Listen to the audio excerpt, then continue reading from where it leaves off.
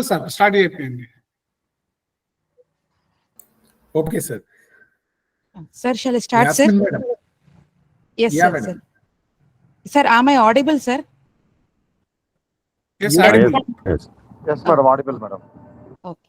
A pleasant good evening to our respected dignitaries, General Secretary of Sri Vaageswari Educational Society, Dr. G. Srinivas Reddy Garu, Joint Secretary of Sri Vaageswari Educational Society, Dr. D. Srinivas Reddy Garu, Honorable Member of Sri Vaageswari Educational Society, Sri Vishwanath Binod Garu, Honorable Member of Sri Vaageswari Educational Society, Sri C.H. Prakash Reddy Garu, Principal of Vaageswari College of Engineering, Dr. C.H. Srinivas Garu, Head of CSE Department and Coordinator, Dr. N. Chandramouli Garu, Co-Coordinator, Dr. M.D. Sirajuddin Garu, eminent resource persons, Dr. G. Kishore Kumar Garu and Mr. G. Anil Kumar Garu, distinguished faculty members, enthusiastic participants, joining us from various places. I, Yasmin Sultana, on behalf of CSE Department of Vaageswari College of Engineering, welcome you all to this inaugural ceremony of AICT-sponsored Atal Online 6 Days Faculty Development Program on Quantum Cryptography and its impact on cybersecurity in the digital age. This faculty development program is scheduled today, that is from 8th September to 13th September, which aims to bring together experts, academicians, and researchers to exchange knowledge, ideas, and experiences in these cutting-edge domains of engineering. Let's start the program traditionally by a virtual lamp lighting ceremony, which is a symbol of knowledge, wisdom, and enlightenment. May this light inspire us to share knowledge, think innovatively, and grow professionally during this FDP. I request Arun Kumar sir to play the virtual song.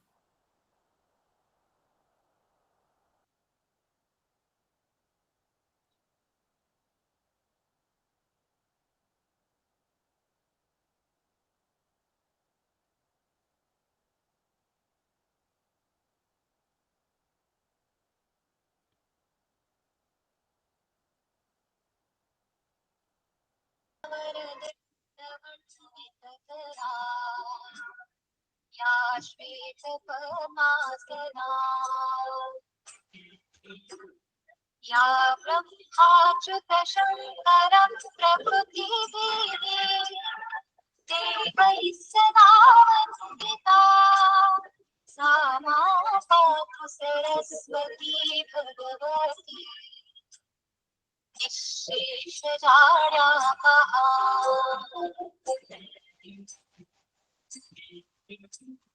शुक्लां ब्रह्मविचारसंहृतिं जगद्व्यापिनीं वीणापुस्तकधारिणीम् अभयदाम् जाड्यान्धकारापहा हस्ते स्फाटिकमालिकां विदधति पद्मासने संस्थिता वन्दे तां परमेश्वरीं भगवतीं प्रदां शारदाम्. Ever done a literature review? I'm sure.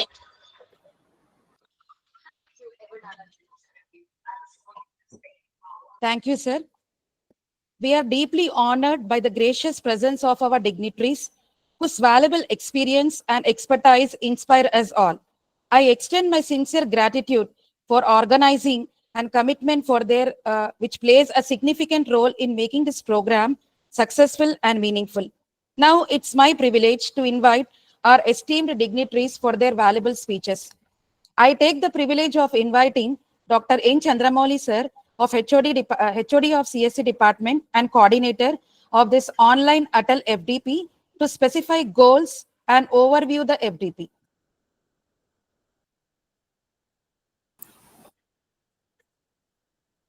Madam, I am audible? Yes, sir. Yes, yes.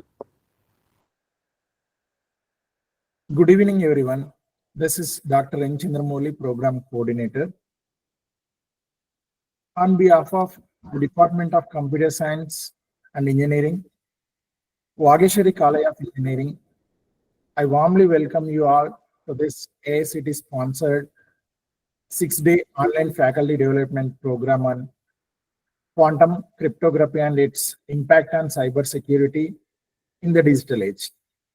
Being held from 8th to 13th of this month, our college, with NAC A+ accreditation and UGC autonomous status, always works to bring the latest knowledge to teachers, researchers, and professionals. This FDP is planned to give you a clear understanding of quantum cryptography, post-quantum security, and their real uses in protecting digital systems. Today, cybersecurity is the backbone of every digital activity, from banking and finance to government records, healthcare, defense, and personal communication. Data security is very important. For many years, traditional cryptographic methods like RSA and ECC have protected our systems. But with the fast growth of quantum computing, these old methods are now under serious threat. This is where quantum cryptography gives, using the principles of quantum mechanism, it provides encryption methods that are extremely hard, almost impossible to break. We are lucky to have with us experts from both academia and industry, speakers like Dr. Kishore Kumar, Mr. Patan Karimullah, Mr. Raj Verma, Mr. Ranjit Kumar, Mr. Kiran Kumar, Mr. Sairam, and Mr. Anil Kumar will guide us with their knowledge and experience. Their talks will help us connect theory with practice.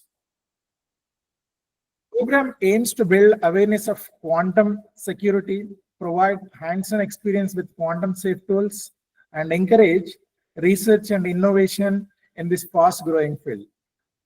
By the end of this program, I hope you will gain not only knowledge, but also the confidence to apply these ideas in your teaching, research, and professional work.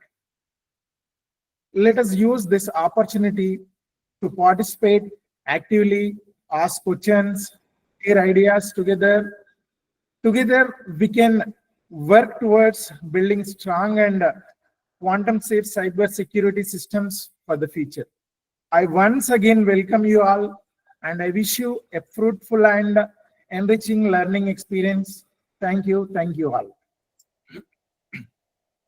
Thank you, sir, for enlightening us and providing us the overview regarding the FDP and also compared regarding the traditional and the latest technology. Now, I feel honored to invite our respected principal, Dr. C.H. Srinivas Garu, to deliver the inaugural address.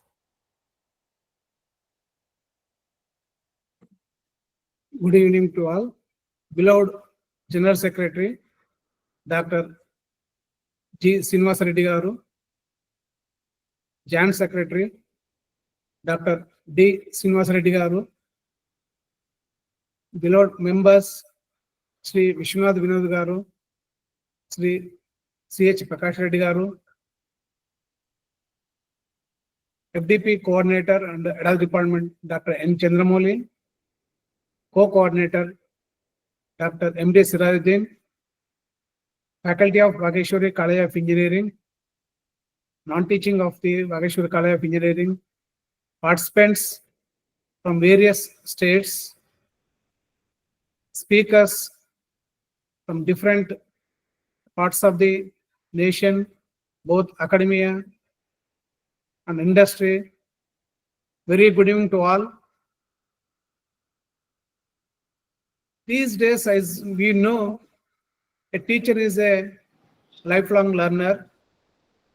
Teacher need to build up their knowledge, enhance their skills in emerging thrust areas. In this direction, AICT is kind enough to sanction FDP program for teachers to upgrade their skills in the area of quantum cryptography and its impact on cybersecurity in the digital age. It's a topic of the emerging trust areas. As head of department has rightly mentioned that quantum technology is the buzzword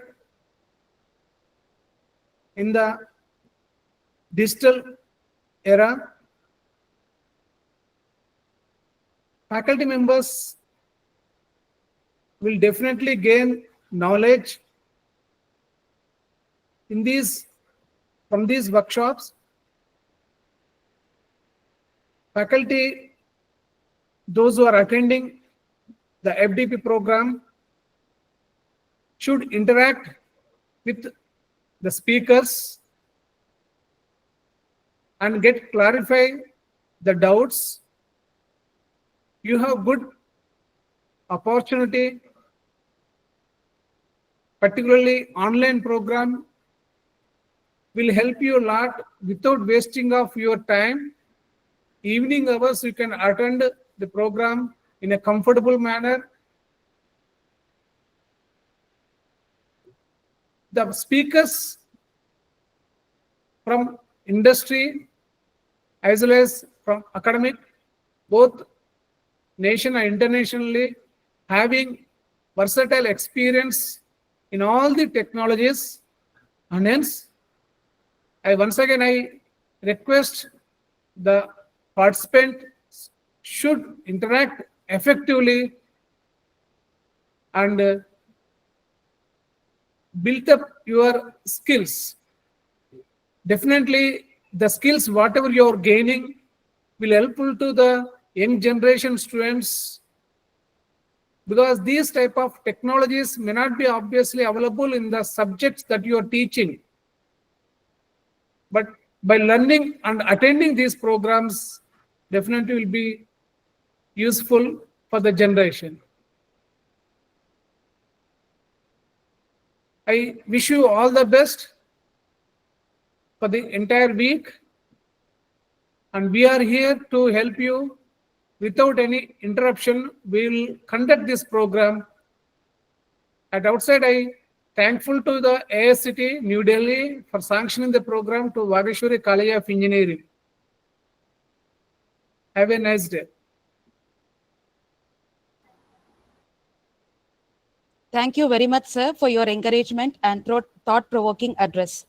It gives me great pleasure to cordially invite Dr. D. Srinivas Reddy Garu, Joint Secretary of Sri Vaageswari Educational Society, to enlighten us with his valuable message.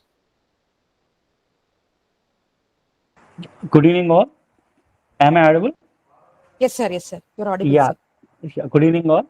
Respected Dr. G. Srinivas Reddy patrons, Dr. G. Srinivas Reddy Garu, Sri Vinod Garu, Sri C.H. Prakash Reddy Garu, and principal, the patrons of this 6 days online faculty development program on quantum cryptography and its impacts on cyber security in this digital age.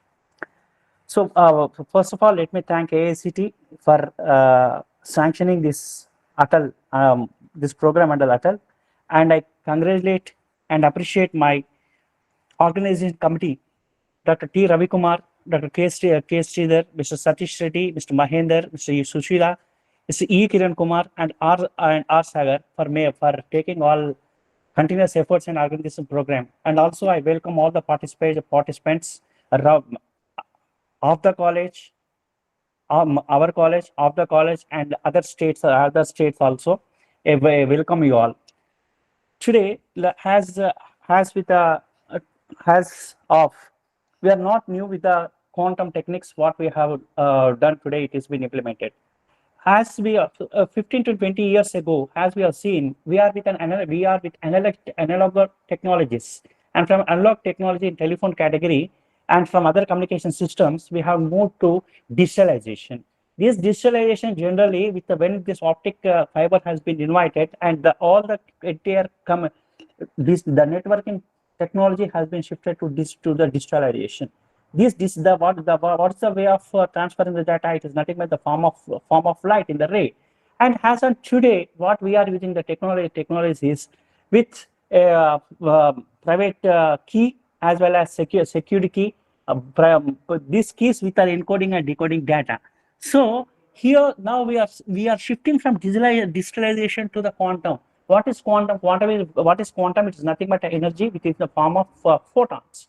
So this we know we can't, though it is visible, we can't catch it and we can't be decodable at any instant.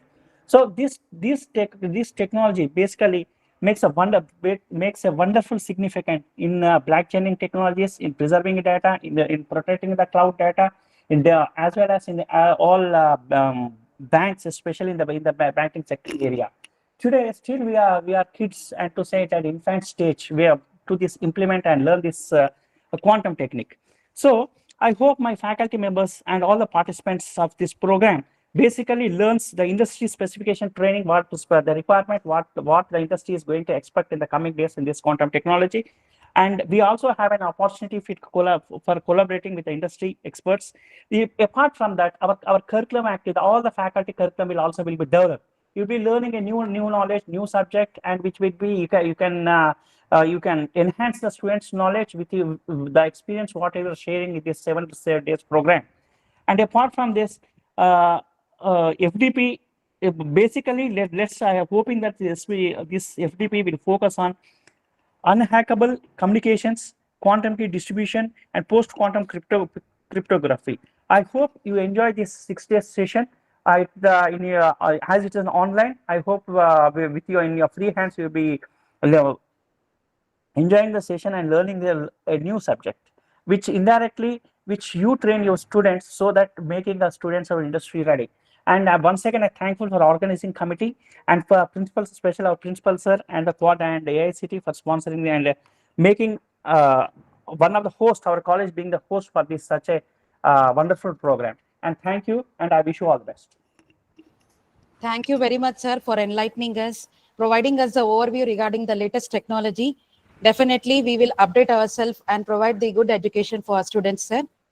Next, I am truly honored to invite our respected General Secretary, Dr. G. Srinivas Reddy Garu, to kindly deliver the insightful keynote address. Good evening, everyone.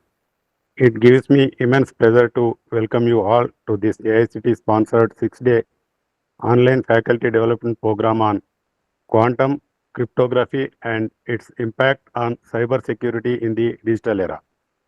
On behalf of Vaageswari College of Engineering, I extend a warm welcome to our distinguished speakers, esteemed participants, and respected guests. Our college, established in 2005 under the aegis of Sri Vaageswari Educational Society, has grown into a NAC A+ accredited and UGC autonomous institution, well recognized for its commitment to quality education and focus on emerging technologies. Our vision to empower rural students with advanced technical skills, enabling them to become globally competent professionals. Our mission is to impart strong knowledge in modern technologies, collaborate with industry to enhance employability, and guide students to uphold ethical and moral values. This FDP is a significant step in that direction. It will provide valuable insights into how quantum cryptography can safeguard digital data and shape the future of cyber security. I sincerely hope each participant will engage actively, gain meaningful learning, and benefit greatly from these sessions. Once again, I warmly welcome you all and wish this FDP grand success. Thank you all. Thank you very much, sir, for enlightening us and providing us the opportunity to attend this FDP. I extend my sincere gratitude to all the dignitaries for gracing this occasion. I thank each one of you for your presence and support in making this inaugural ceremony meaningful, and memorable. I kindly request all the participants to stay connected and benefit from the expertise of our resource person. Now, we shall move on to the first technical session of the program. Now, it is my privilege to introduce you all our distinguished resource person for this session, Dr. G. Kishore Kumar Garu. Dr. G. Kishore Kumar Garu is a distinguished academician, researcher, and technologist with 18 years of combined experience in research and IT industry. Sir holds a PhD in computer science and engineering and is currently registered for postdoctoral research, presently serving as Head of Research and Development at Newzen Infotech, Hyderabad. He specializes in cloud computing, blockchain, artificial intelligence, and machine learning. Sir has authored 45 research papers, 4 books, and 3 patents, and has conducted and organized several international and national conferences, FDPs, and workshops. A recipient of prestigious awards, including the Young Researcher Award in the year 2023, Dr. Kishore Kumar Garu actively contributes as a PhD guide, keynote speaker, and editorial member board of multiple international journals. Now, I humbly request Sir to continue the session. Thank you all for giving me this wonderful opportunity.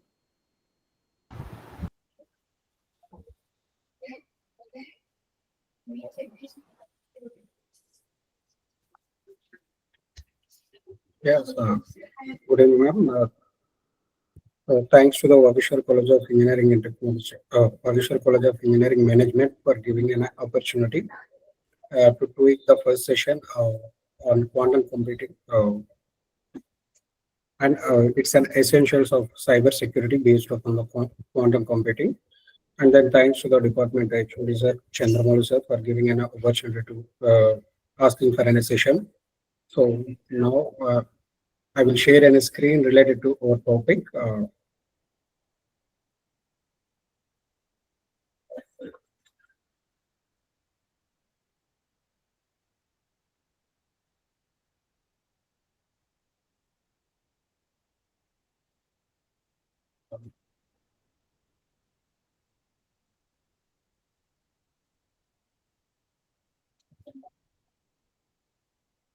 Yes, this is our topic that is the quantum cryptography, the future of cyberspace. So first, our FTP theme is purely related to the quantum cryptography and then cybersecurity. So first, most of the people know about very well about the cryptography techniques. I think so. So first, what is the purpose of cryptography? Why we are using the cryptography in our technical patterns? So first, the basic theme line of a cryptography is for the securing the information from converting of a code format into the binary code or else user specific code. So it will be converting of a plain text into the ciphertext or ciphertext into plain text with using the encryption and decryption technique. What is called a cryptography. So in a cryptography technique, most of the cases we are using only the 3 types of cryptography. So that is a semantic cryptography, asymmetric cryptography, and hash function cryptography. So in semantic cryptography, there is a same key for an encryption and then decryption. That is based on the DES algorithm, I think so, AES algorithm, attribute-based encryption, and then data encryption standard algorithms. These are the semantic key encryptions. So coming to the asymmetric key encryption cryptography techniques, whenever you want to use a public and private keys are used. So it's nothing but the public key is common to all the people, and the private key is used for a particular people. That is an asymmetric. So that is a RSA algorithm is an asymmetric key cryptography technique. And then hash function technique. So only it's a hash function can be communicated only with a one-way cryptography. So it will be generating with a one-way communication. It will be enhancing with a one-way cryptography. So that is a concept of cryptography. So next, what is the quantum cryptography? Means whenever you want to use with a quantum techniques. So that is a quantum related queries. So when we want to use with a quantum mechanism, or quantum mechanics. So it's using of a photons related information sets. So why we are using the quantum cryptography in future of cyber security means. So first, nowadays, most of the cases, all the people are facing the problem related to the only the common thing is security is the major common thing for all the people, right? So whenever all the people are focusing on the security issue, so the most of the cases it is in a principles related to the security point of view, that is in a cyber security. So it's nothing but only the major role of in a cyber security is providing the secure communication between the one-to-one or one-to-many or many-to-many of the users. So that is the main theme line of a cyber security. So why we are assigning the quantum cryptography to advanced of a cyber security means, so we are using the quantum based security. So what is the main quantum basic sets means? So we are using of a protocols, and we are using of an enhancing the key exchange patterns, and we are enhancing with using of a quantum photon values for the transmission. So just like in the nowadays moderator, we are all of the people are know about the optical fiber, right? Optical fiber is the purpose of transmitting of a data with a speed in the very high. So like that same quantum cryptography also we are using of using the optical fiber techniques and then fiber mechanisms and individually protecting the quantum network data sets, right? So this is our today's agenda. First, what is the use of cyber security and what are the threats, challenges, and the classical approaches? So next, quantum cryptography fundamentals and quantum key distribution centers is nothing but QKD. And next, post-quantum challenges and implementation of a roadmap for implementing the quantum. So first, what does the cyber security mean? So check it here once.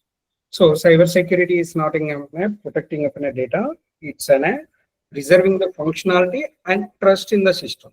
So what is the functionality and what is the trust means? Functionality means whenever we want to access of one page to another page or one information set to another information set, it will be directly accessed within a functional data set. But it will be work within one functionality to another functionality. Take a simple example. When we are logging within one web page or else your Gmail page, so it will be showing up in a list of operations at the left side, right? So compose mail, inbox, spam, dropped, whatever it may be, the important labels, it will be showing up in a functionality slide. So whenever you want to click it on a compose, it will be go to the directly composing of a mail. And next, what is the trust in the system means? Every Gmail account or every account with using of an encrypted tag or encrypted algorithm to share the information set. So that is the trust in the system. It's based upon the security firewall with using of a Google or Yahoo, whatever it may be, the mail protocol. Right. Suppose you are using of an external data set. Whenever you want to use an external data set, it will be directly using with an external data set that must be using of an MX records, like an external mails means that is an official mail. For example, with your college mail ID, with your organization mail ID, with your company mail ID, like that, it will be preserving of an MX records. It's nothing but mailing records. The mailing records can be trusted to the encrypted standard. So the encrypted standard can be created with the functionality of a hosting provider. So who is the hosting provider for your website? So they will provide the functionality of an encryption standard, right? So the cyber security challenges most of the days we are facing up in these. So data breaches is an 4.35 millions according to the IBM's information set up to 2022. It's nothing but 4.35 million data. So it's nothing but data leakage, breaching of an information means data number of people losing their data using a failure of cyber security mechanism. So without cyber security mechanism, they are facing a problem. And next 10.5 trillion users annual cyber crime cost. So this is a projected with up to 2025 information. This is a 23 trillions in only the 2025. So actually it's an 2050 only the 3 trillions information after the COVID period, is nothing but after 2020, annual cybercrime ratio will be automatically enhanced to up to the 20 to 30% per quarter. Quarterly information, it's at a 20 to 30%. Now the present annual cybercrime cost is 10.5 trillion. And next, whenever a data can be hacked or mismatched or data breaches, so it's an average time to find out and resolve the problem. It's at 287 days.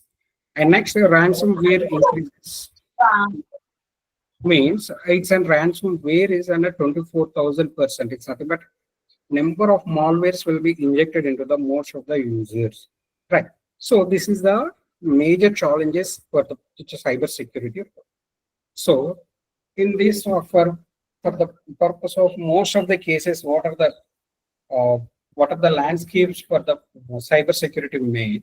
So that is an malwares and ransomware. So malwares is nothing but it's a purely based upon that unauthorized access, like in a few websites, or whenever you are clicking on a website, automatically it will be redirecting into the one more website, or else it will be encrypted tags, or it will be showing up and demanding of payments and then decryption keys. So like that, those are the malwares and ransomwares. So and next, insider threats. So insider threats is based upon that whenever one organization information will be stolen by the inside person, that is an insider threat. So inside of the information set, whenever it will be lost means whenever the company's complete information accessed it in multiple persons or multiple information sets, then only the insider threat will be worked, right?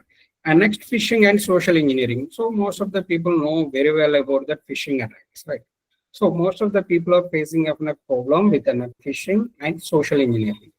So with using a security, often most of the people are sharing our personal content or any organization content into the social media platforms or everything. It's psychologically they are giving a mislead the information, and they are giving a information into the false data sets. That is the phishing and social engineering. And advanced persistent threats. So mainly it will be along with the information sets. Advanced persistent threats means it access with a network extension period. It's nothing but it's purely based upon the network transmission rates, right? So this is the cyber security pipeline. So how it will be work is just check it in that dot side web is nothing but a ransomware group compromising of pipelines.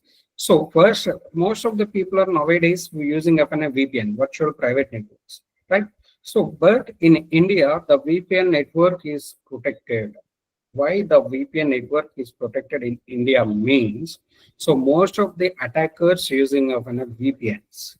So for purpose of storing of information, they will be masking of an IP address, and they will be using of additional information sets to access the information content. So in India, VPNs are strictly protected from the May 2021. So in that IT Information Act, according to the IT Information Act 2021 is the laws.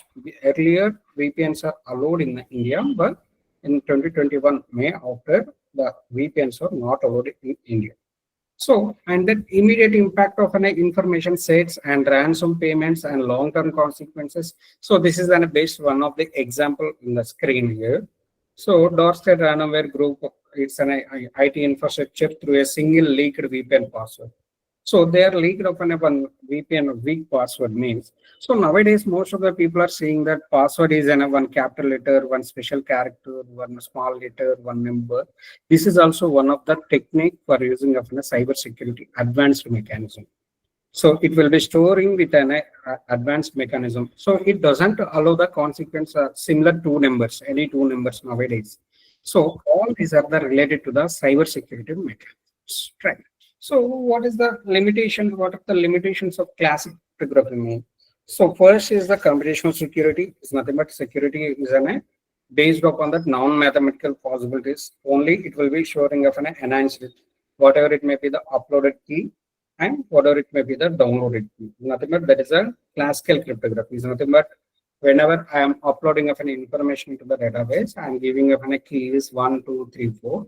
Whenever you want to decrypt 1, 2, 3, 4, it's a predictable So it's an access with an easily. That is not related to the particular.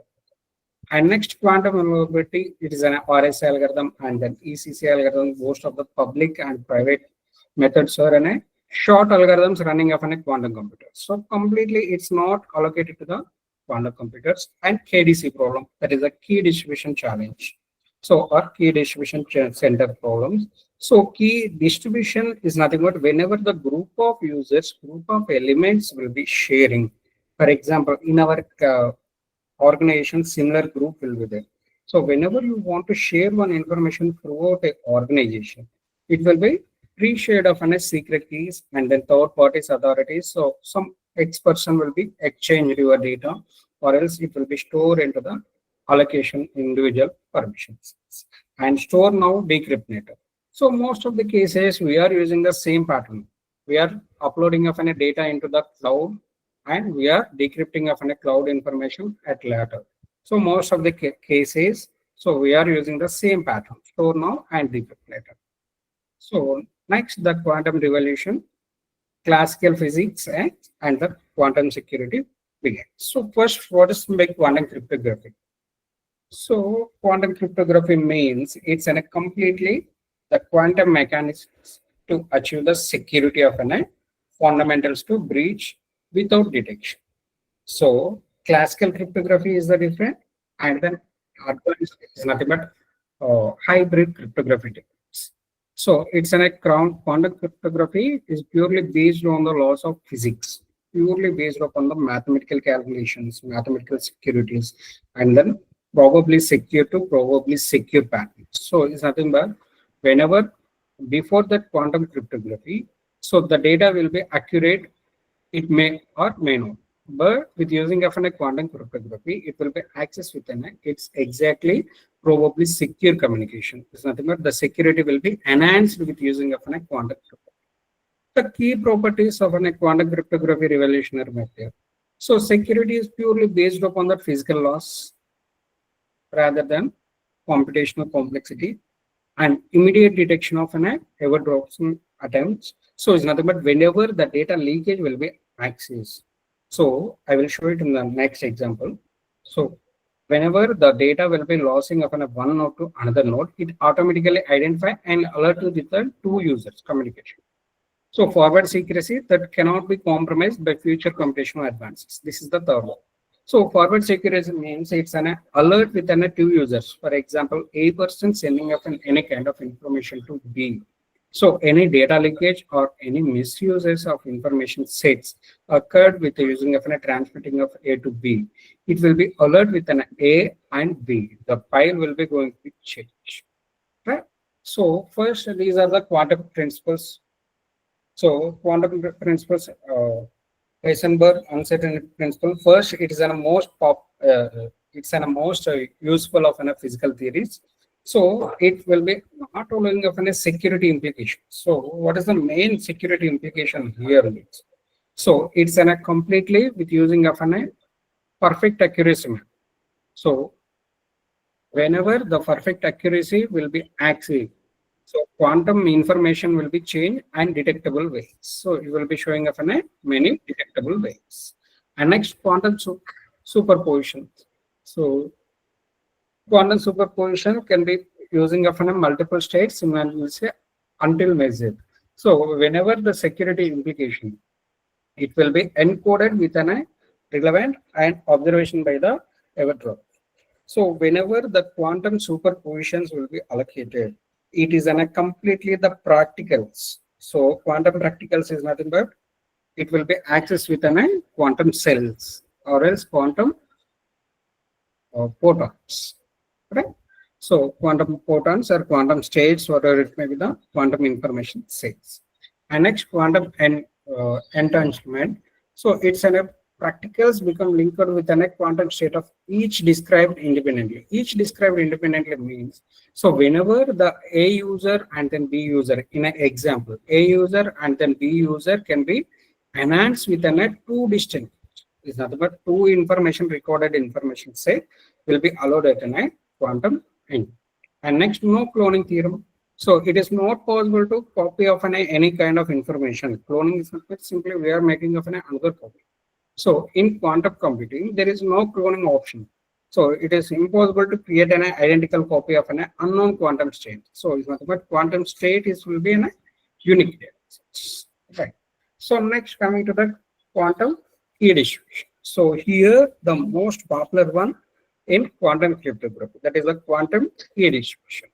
The most mature applications of quantum cryptography is QKD. It will be enabling of a two parties, that is going to produce a shared random secret key known only them for using of an encrypting and decrypting of messages. So nowadays for a general cryptography or general computing, so most of the computing techniques it will be used for the purpose of storing of an information reading within a zeros and ones, that is completely of a binary field.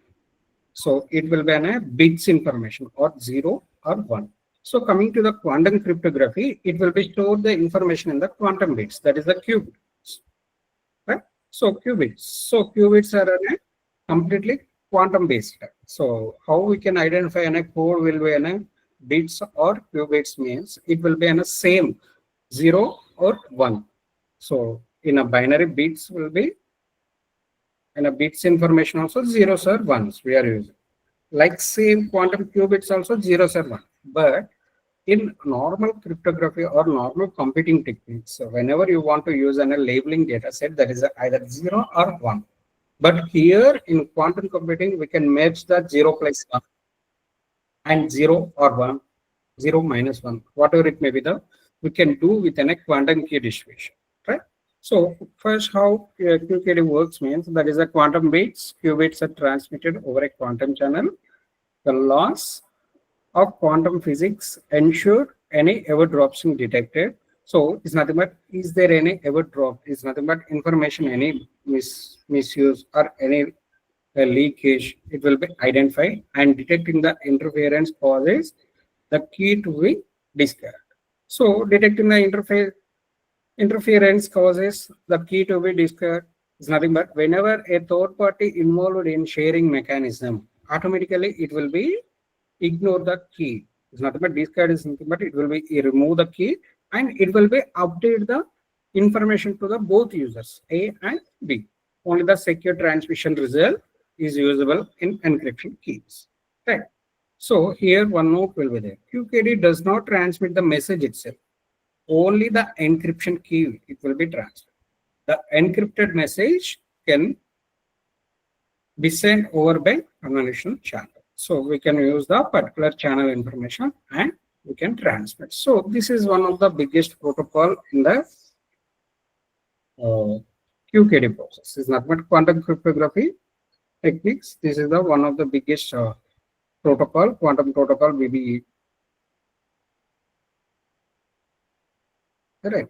So this is an first within a BB84 is nothing but completely access within a QKD process. So quantum key distribution center will work within a protocol of an BB84. So here this is a allies. Check it in this beside diagram. So here allies and bow. So this is the measuring, and then measuring. Here the orange line and then three more dots will be there. You can check it. So whenever the signal will be transmitting or else information will be transmitting with using a fiber mechanism. So it will be communicate within a proper channel. If the proper channel is not working properly, then automatically it will be drop out the information set. Is not what it will be drop the key and it will be communicate. So check it here. It developed by Charles Bennett in 1984, BB84. So this is why we are using the BB84 means is not but B1B means Bennett and 1B means Browser. So that is the 84 is the year. That is the BB8, right? Was the first quantum cryptography protocol. It used the quantum properties of a photon to establish a shared secret key between two bodies. So this is a photon wavelet. So it will be acting of a BB8 measuring of a quantum system distribution. So while theoretically it's an unbreakable, but the practically it's an breakable. So most of the photons will be lost or else detectors inefficient and the side channel attacks. So most of the cases we are losing of a protocols itself. So individually it's an working. If any protocol will be lost, any photon will be lost, automatically the key will be compromised. It's not, but key will be ignored. Okay. So coming to the real world QKD applications, QKD implementation process. So first, whenever you want to implement a QKD, so first we need to generate a photon generation, and next quantum channel, detecting of and processing and key distribution. So first photon generation. So photon generation can be single photon or multi-photon.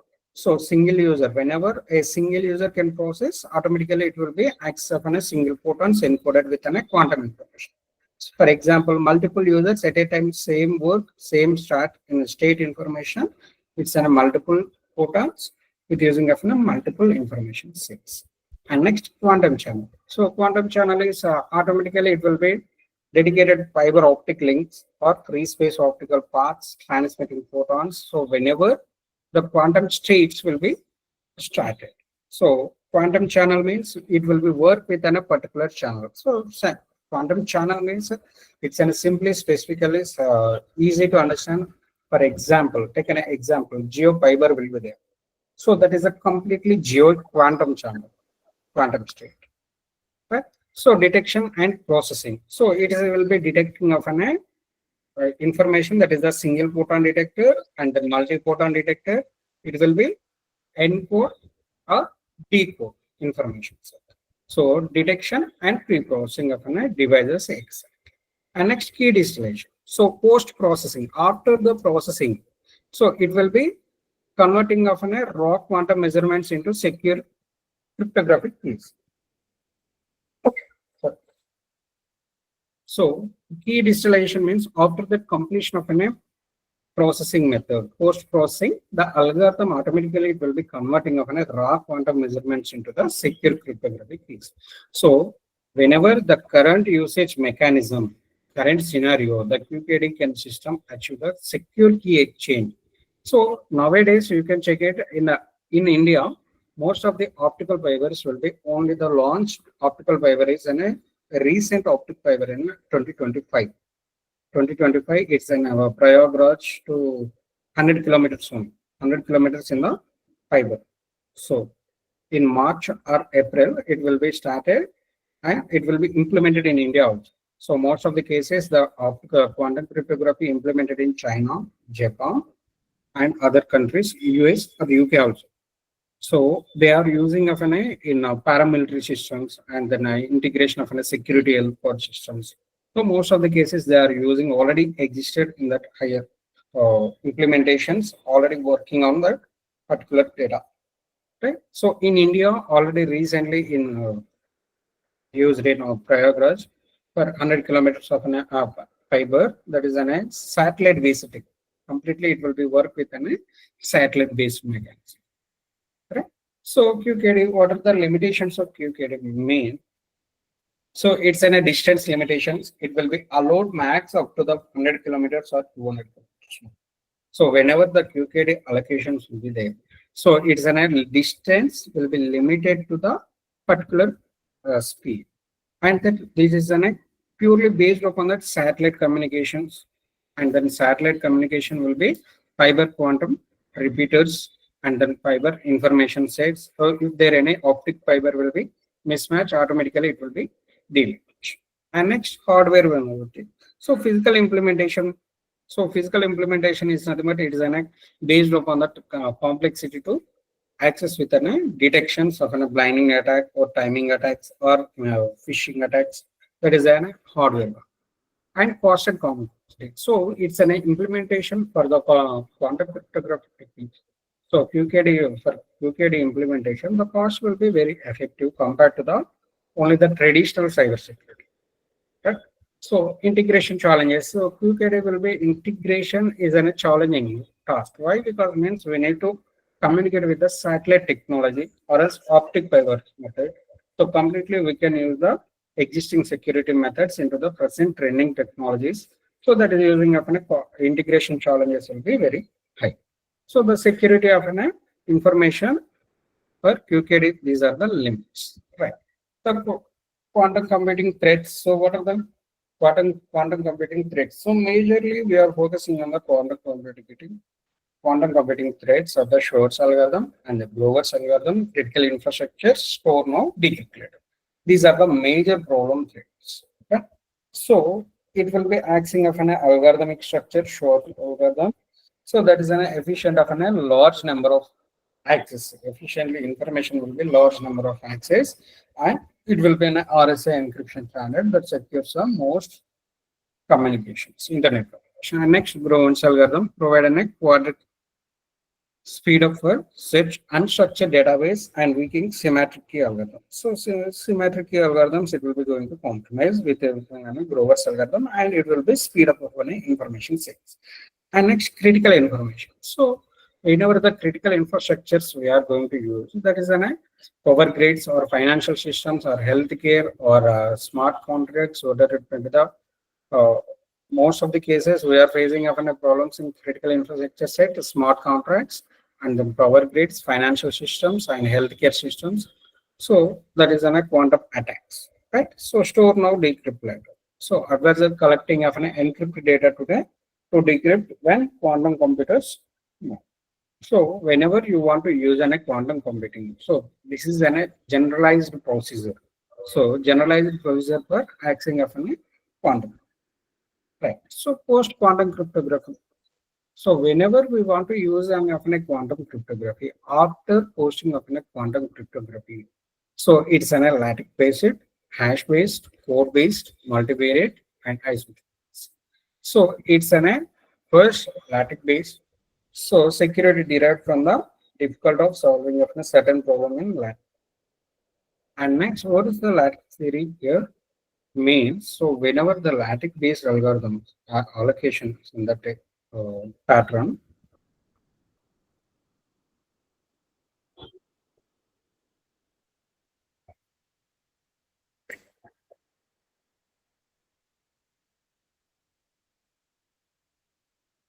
so lattice based, it's a security derived from the difficulties of solving of a certain problems in lattice theories. So lattice theories is a common is of algebra theories. So algebra theories or order based theories or structured based theories, for example. So we are using of a union or intersection points. All these are related to the lattice based theories. And next, hash based, favoring of a security cryptography of a hash functions. So most of the people know about that hash functioning technique, right? So it's purely based upon that hashing index structure. And next, code based. It is a code based decoding of a random linear codes. It is an individuals of random linear variant sets. And next, multivariant, using of a solving of a system for multivariant polynomials. So multivariant means it is an accessing of a multiple data sets. Is nothing but multivariant means whenever you want to transmit of one information, that is an audio, video, or multivariant data sets, or text, or image. Okay. So our next, isogen based security from complex mathematical relations. So based upon the purely mathematical relationships, mathematical statistical tools only, it will be good. Okay. So it's a completely quantum cryptography versus post quantum cryptography. So in that quantum cryptography, what are the main topics made? So uses of a quantum mechanism principles directly provide the information theoretics and require specialized quantum hardware. So primarily address the key distribution limited by distance and physical information. Coming to the post quantum cryptography. So classic algorithm resistant to quantum attack, provide the computational security, works on the conventional computing systems, addresses all cryptography primitives. So limited by mathematical proof of security. So it's purely based upon that quantum cryptography related to the after the post quantum cryptography means. So what is the major difference here means the security architecture will be completely different for quantum cryptography and post quantum cryptography. So in a quantum cryptography, automatically it's purely based upon the directly allocation with the principal mechanism. So in the post-quantum cryptography, the classical algorithms directly allocated to the quantum attacks type of the based upon the type of different types of attacks. And next, it provides the theoretical security. So it provides the computational security. So quantum cryptography only it will be stored with an information theoretical. Only the theoretical information will be stored. And next, in the post-quantum cryptography, it will be provide the computational security. And it's nothing but it provides the security for theory and as well as key man. So it requires a specialized quantum hardware. So it works on a conventional computing system. It addresses of a cryptography. So in the quantum cryptography, the key distribution is nothing but QKD is the mandatory. So in a post-quantum cryptography, it will be cryptography primitives can be accessed directly and limited by distance and physical implementation, limited by mathematical proof of security. So in the traditional quantum cryptography, the physical implementation will be limited and the mathematical proof is definite. So coming to the post-quantum cryptography, the mathematical proof of is very less and providing of a physical implementation make it easy, right? So the evolution of cryptography from classic to quantum. So classic cryptography to quantum cryptography. So most of the people are using of an cryptography method from the classic to quantum nowadays. So classic is nothing but traditional models. We are using of a traditional models. Those are the classic, and the quantum cryptography means using of a QKD or post-quantum cryptography methods. So classic cryptography, we are using the classic cryptography with using of an information set purely based upon that encryption and the decryption method. That is the classic cryptography.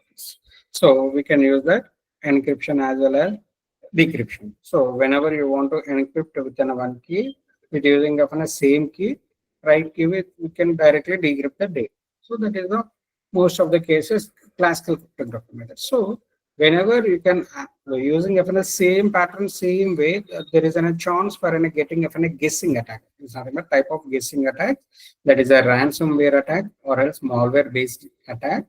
So those are the information sets lead information give them misleads to getting of failures. Right? So that is a systematic and asymmetric key encryptions. These are the symmetric key and then asymmetric key encryptions. So same key for a symmetric key encryption, different keys for the asymmetric. So I think so most of the people know about this. So symmetric key encryption will be used for a one-to-one purpose, most of the cases. And the asymmetric key encryption will be used for a one-to-many persons or many-to-many persons or many-to-one person. Right? So these are the algorithms, AES, DES, and here the RSA and ECC algorithm. Right? So the symmetric key versus asymmetric key. So here the completely secure systems are the hybrid approaches. It will be exchanging of a key patterns and then symmetric key for bulk data encryption. So in quantum computing, we are using a hybrid approach. Hybrid approach means we are merging of a symmetric key encryption and then asymmetric. So here we are using a asymmetric key information encryption for exchanging of a key, and then symmetric key encryption used for encrypting of data at a single time. Symmetric key for bulk data encryption. So here the PK is nothing but public key infrastructure. So most of the cases we are using the Google also one of the public key infrastructure. It will be verifying of digital certificates or digital signatures or trusts. So like an SSL certificate for any kind of website, most of the websites. So it will be showing up whenever you can search in a browser, it will be showing up a security, right? So it's not about security means here it is showing up any kind of website. It's showing up top of the corner. It's showing like for example.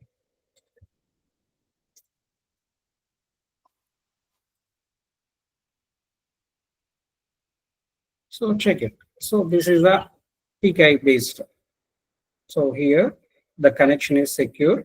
It will be going to certificate will be validate. So here it will be showing the information. Right. So here the common name is vgsk.ac.in and this is the common so it's an R11 standard and the organization. So our college management will be purchased It's an organization is a let's encryptor. Is one of the method. And here check it, the SHA-256 fingerprint, that is a certificate, and then public key. Most of the keys are this type of keys. So it is a validity period is up to 2022 October 22 October 2025. Right? So this is a purely based upon the PKI method. So here the public key infrastructure method. So it's a purely PKI underpinned secure website, HTTPs and AML encryptions, code signing, and virtual all secret internet. For example, if you are using of an internet banking, so whenever you want to try to implement of an internet banking, it will be, cannot be backward. So sir, whenever you are using of an internet banking, so you can try to come back once within a back. So automatically it doesn't work, and automatically it will be going to log out. So that is the reason the PKI infrastructure is a very strong method, right? So for banking sector, financial transactions, and then communication protocols, and then information exchange protocol. So all this kind of information, the public key infrastructure will be very demandable, right? So it's three types of public key infrastructures will be there. So first is the digital certificates and digital signatures and trust sheets, right? So it is a digital certificate. This is a certified authorities. Most of the people know about the digital signatures. For we are most of the in our academics we are using for digital signatures are for the purpose of filing of patents. Whenever if you want to try to patent as your own, the digital certificate is a mandatory, right?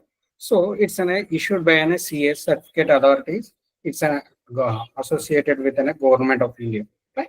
And the digital signature, mathematical scheme, it is a passing of a signature key, it's using of a private keys, like in a college website, that is a digital signature. And next, trust checks. So it is a hierarchy of an information sets, it will be showing of an individual patterns, right? So the evolution of the threat landscape means most of the power increases, computing power increases is not that. Most of the cryptographic attacks will be dropping. So based upon these information calculation, so that is a 10,000 into computation power increase.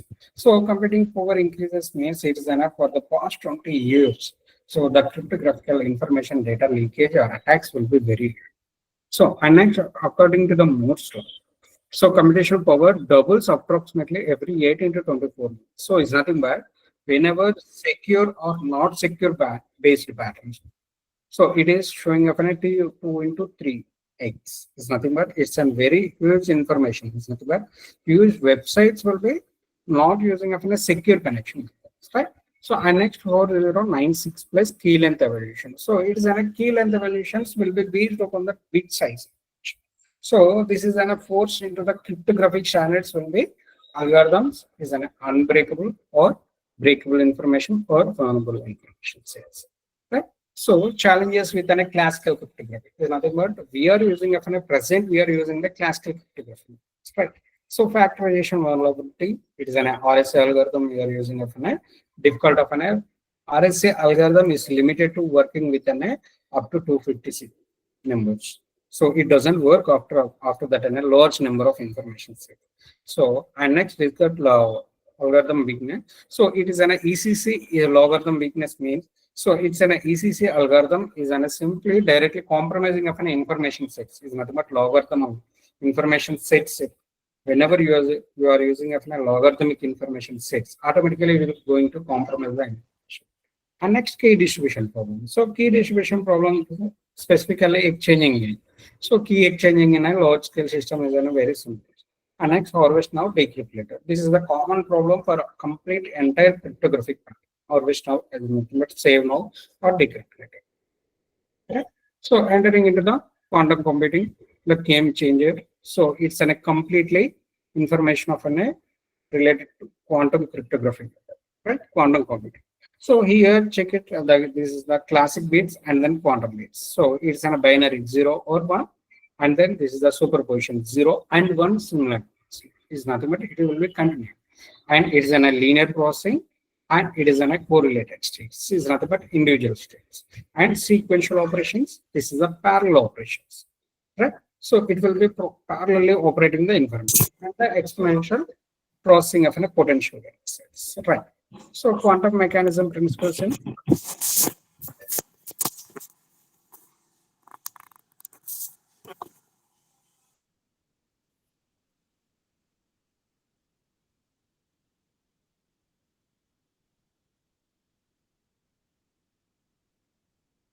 yes. So quantum mechanics principles in cryptography, that is a superposition and entanglement and measurement. So these are the basic method. So basics of a quantum mechanics principles.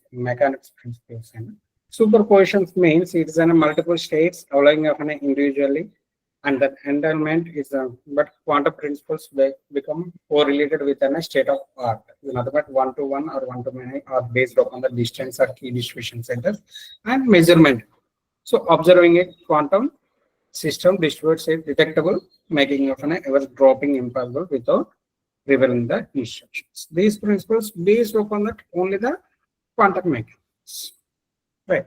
So this is the quantum key distribution center. Here coming to the physical layer and ever dropping layer information theory. So major QKD protocol, this is a BB84. So BB84 is nothing but Bennett and Burchett. That is under 1984 means 84 algorithm. And next E91 is nothing but E-cut algorithm. That is a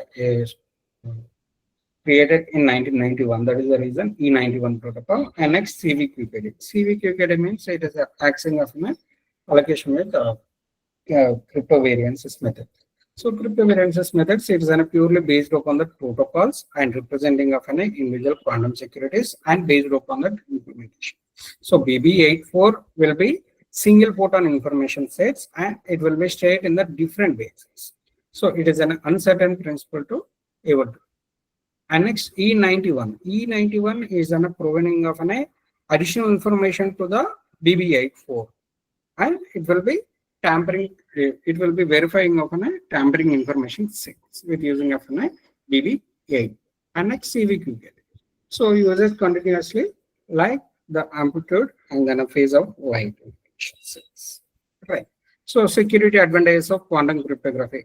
So this is one security advantage architecture based upon the quantum cryptography. So here you can check it. The first is the implementation is the one circuit and quantum cryptography classic. So you can merge all these three at single communication, that is a secure communication. So shared goals and then nurture and then develop. So this is the completely security advantage. So it's nothing but whenever you can merge all the classic cryptography and then quantum cryptography with implementation, that is a completely secure communication. Right? So the connected world expanding attack is surface. So nowadays, most of the devices are purely based on the IoT, is nothing but IoT with cloud devices. That is 41 billion information up to 2025. And next, most of the cases, most of the users are using the 5G network evolutions. So all these 5G network evolutions are relevant to the next upcoming of enabling of more connections and data flows than ever. Right. So and next 90% of any cloud adaptation. So most of the companies and most of the organizations are using of a cloud-based storage method. So why most of the people are preferring of a cloud-based storage mechanism means it's cost effective, but most of the people are preferring the cloud. Why? Because means it's stored at a single place and acting of multiple places, and the companies are enlarging within a security, within a speed, and pay for the usage. That is a major reason. Right? The beyond data breaches. So national security and financial system, healthcare, and the personal files. So the stakes beyond data breaches. So whenever the causing of a cryptographic failure. So these are the main intentions. So that is the security and the financial system or healthcare or personal affairs. Right? So the economic cost of cyber insecurity. So financial services, healthcare, manufacturing, energy, and then government sector. So it's in most of the cases, the financial breaches will be done within financial services. So cyber attacks will be occurred most of the cases in the financial service, healthcare, manufacturing, and then energy sector, and then government. Energy sector means that is in a smart contract sectors. So here quantum safe cryptography, the path forward. So cryptographic inventory and then risk assessment, algorithm transition, and QKD evolution. So this is the basic step-by-step process. Cryptographic inventory is nothing but we can identify the algorithm using vulnerable algorithms, and risk assessment, evaluate the data longevity, requirements and threat models, algorithm transition. So it's a post-quantum. So whenever you can, after selection of a quantum algorithm, it will be performing of a post-quantum. And next, QKD evaluation. Evaluate the QKD pattern, explore the quantum key distributions of an information. Right? So here the post-quantum cryptographic algorithm, that is a clearly lattice-based, hash-based, multivariant, code-based. Right? So global cooperation in quantum security. So securing of an quantum information sets based upon that standard bodies, research collaboration, supply chain, knowledge sharing. So global cooperation means, so most of the organizations are getting of a standard bodies with using of an organizations of NSGs, ISOs, or quantum resistance or individual cryptographic standards. All these are the standard bodies based upon the organizationally fulfilled. That is the cryptography. So next, research collaboration. So cross-border academic industry expert and partnership accelerating advances, and individually it is an access. Right? And next, supply chain security, ensuring the hardware and software implementations remains trustworthy. And next, knowledge sharing, building of a knowledge sharing using of an implementing quantum safe solutions. So here the major global cooperation in quantum security means, so most of the people are here, the misleads will be performed in research collaborations or supply chain. This is a major tip.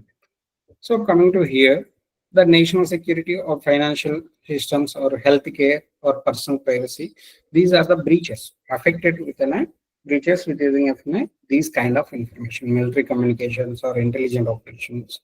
So and critical infrastructures and relies of a strong encryption technique. So all these are the potentially good. And next, this is the ethical consideration of quantum cryptography. So there is a high national security or democratic security, high individual privacy, address digital equity. So here, the blue color indicates the protect the national security means, so we can access with an address in the digital equity, right?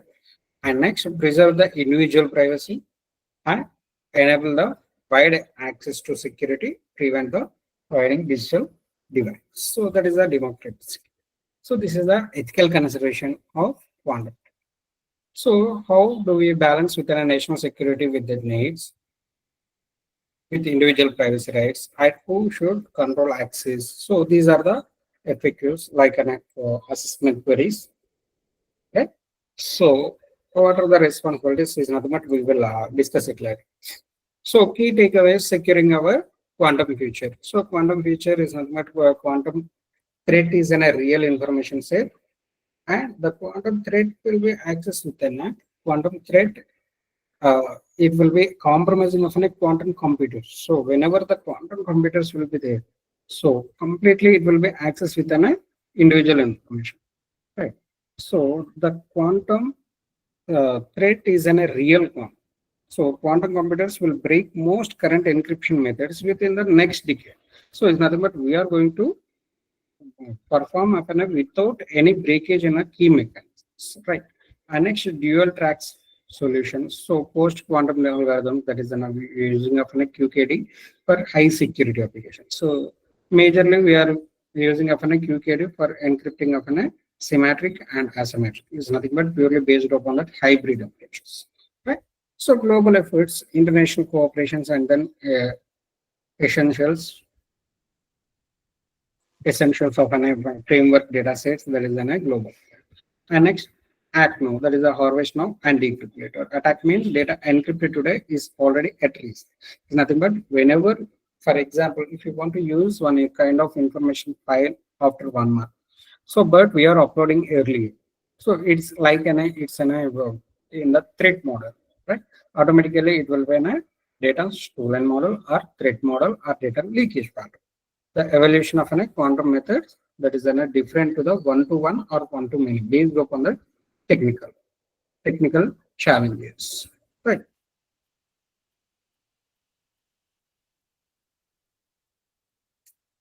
Right. So implementing quantum secure system, this is a roadmap for FNI assessments in future. Right. So in India, assessments will be started in the 2023 to 24.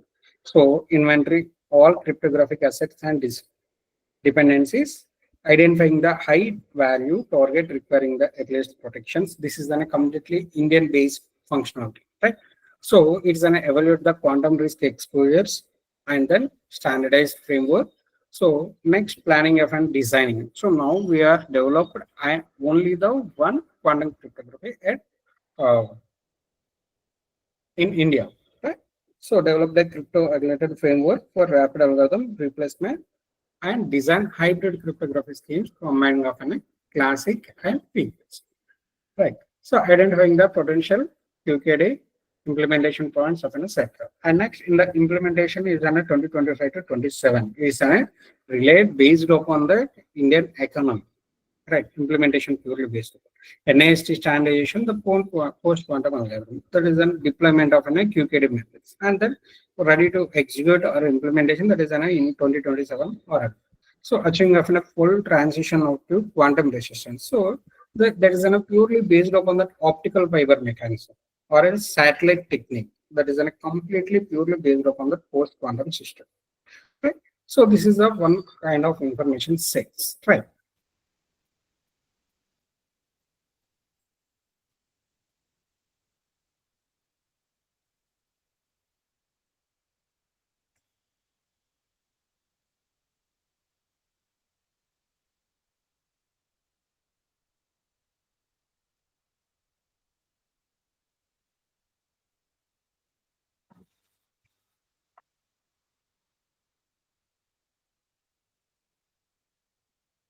Yes, this is the session one information related to the quantum cryptography and what are the major tasks for this content main.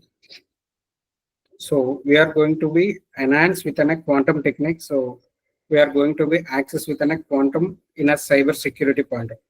So shall I ask some information related to the cyber security queries from anyone? Please respond. Related to cyber security queries.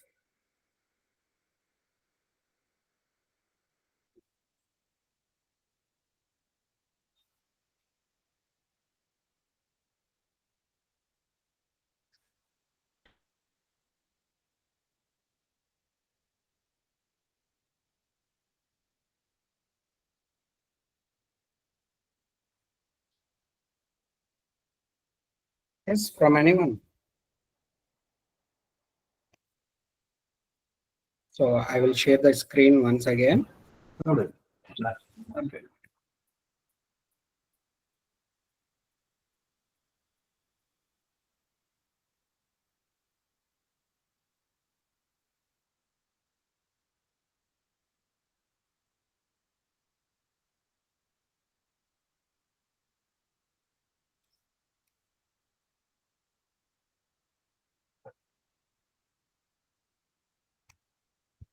So here we can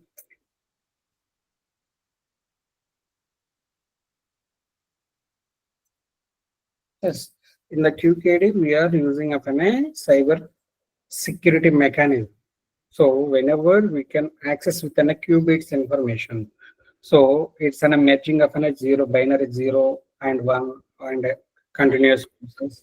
That is purely based upon the quantum based channels. The quantum based channels are purely relevant to the cyber security access. For example, whenever you want to search for one copy in your desktop or else laptop, it's going to make it easy. So simply you can go to the main computer or main hard disk folder and you can go to the search bar. Automatically it will be search into the complete hard disk or SSD system. It will be notify the whether the file is available in your system or not. Coming to the QKD, quantum cryptography techniques or quantum key distribution center can identify directly within a particular file ID or else directly file name. directly it will be accessed within a multiple systems. So whenever we are connected all the systems into the loop, automatically it will be connected to all the loop systems, and it will be verified into all the loops information system. Directly it will be derived, directly it will be notified, the file will be available in the particular XYZ system, and it will be in the X or else C drive or D drive. It will be mentioned the drive path also. That is the advantage of within a QKD with using a cyber security advanced mechanism. So the mainly the cyber security problem is an phishing attacks or malwares or denial of service, also one of the drawback. That is the DOS attack. So, and the man in the middle attack or insider threat. So all these type of threats will be compromised with using of a quantum distribution centers, right? So the BB84 protocol will be mainly used for this purpose, right? So the way we can use the BB84 in the real time. So any real-time applications mean, so the BB84 can be used in the real-time optical fibers. So whenever you can use the optical fiber system, or else in our India, that is an what is the fiber we are using in India? Just take an example. Geo fiber will be there. So the geo fiber also, it will be working with an BB84 protocol. So it's a transmitting of an layers. It will be interconnected to all the information sets. That is purely based upon the QK. So whenever the photon generation will be there, the starting of a photon generation, it's a single photon or multi-photon. So based upon that information set, that is purely based upon that quantum information set, it will be generated. Right. And next quantum channel, it will be completely dedicated fiber optic link for space. So completely group of quantum states. So quantum states is nothing but allocated to the particular state of information, that is a quantum. So where we can use the cyber security in real world QKD implementation means, so at the end of the detection and processing, we are assigning of a cyber security. So for detecting and processing, so single photon detector, whenever we can identify a single photon, then it will be measure the quantum measurement, and it will be accessed within a strong password or else firewalls or data backups or individual information sets. It will be cross-checked within a information set, that is a symmetric or asymmetric. It will be verified within a symmetric key or asymmetric key, and it will be processed into the next level with using of a hybrid mode. That is a hybrid mechanism set. That is a key distribution. Pre-post processing of an algorithm convert the raw quantum measurement into the secure cryptographic piece. Okay.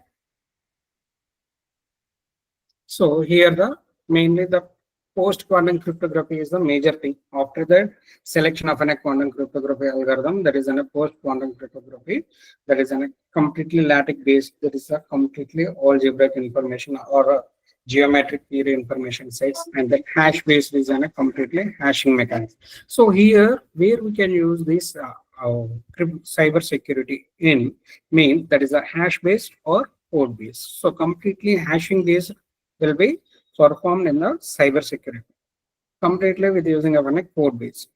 That is a purely based upon that hash or code based sets.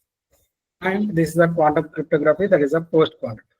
In quantum cryptography, we can use the directly principle, and that is a classical algorithms resistant to quantum attacks. So it's a completely quantum. After that quantum cryptography only, after selection of a quantum algorithm, we can process of a post quantum cryptography.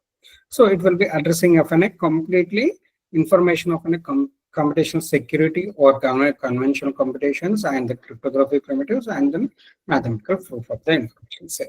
So that is a classic to quantum cryptography. So classic to quantum cryptography means that is purely based upon the symmetric and asymmetric keys. So it is an exchanging of a hybrid approach models. Right? So this is the public key infrastructure, that is the digital certificates and digital signatures trust chain. So it will be allocation of an individual data sets and individual information sets. It will be working with an digital certificates and digital signatures and trust chain. So in the real-time scenario, digital certificate will be an electrical signs. So electronically signed document, that is generated with an CS. So most of the cases we are using of a digital certificates at tenders or government contracts or else filing of patents, all these kinds of digital certificate. These signatures can be mathematically verified with using of private keys. So it is a securable or non-securable based upon the your usage of information set. That is like websites or else smart contracts. That is purely based upon the digital signature. And it's trust chains. So it's purely based upon the trust chains will be a routing of an CA to end-to-end entities. Right? So here the challenges of a classical cryptography. Here these are the challenges faced within a classical cryptography with using of a cyber security. Right. So with using of a cyber security, RSA algorithm is purely based difficult of factoring of a large numbers. Right. So whenever you want to use an LECC method, that is a logarithmic values will be weakness, and the key distribution centers key exchanges are distributed, and that remains of fundamental challenges, especially in the large scale systems. And then harvest now decrypt later. Advancing collecting of an encrypted data today and can store the quantum computing methods. So here the binaries information says that is a superpositions. So superpositions in a classical means are the basic regular we are using of a bits information, that is a binary 0 or 1. Quantum bits are the qubits, that is a superposition, that is a zeros or ones process, and the layers processing. It is a parallel processing. Generally, it's a crossing of a potential within a sequential of a normal classical bits, and then parallel operations in the quantum. Right? So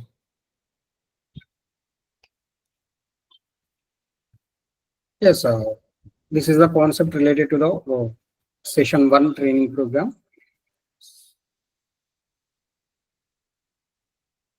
So here we are covered our agenda mainly.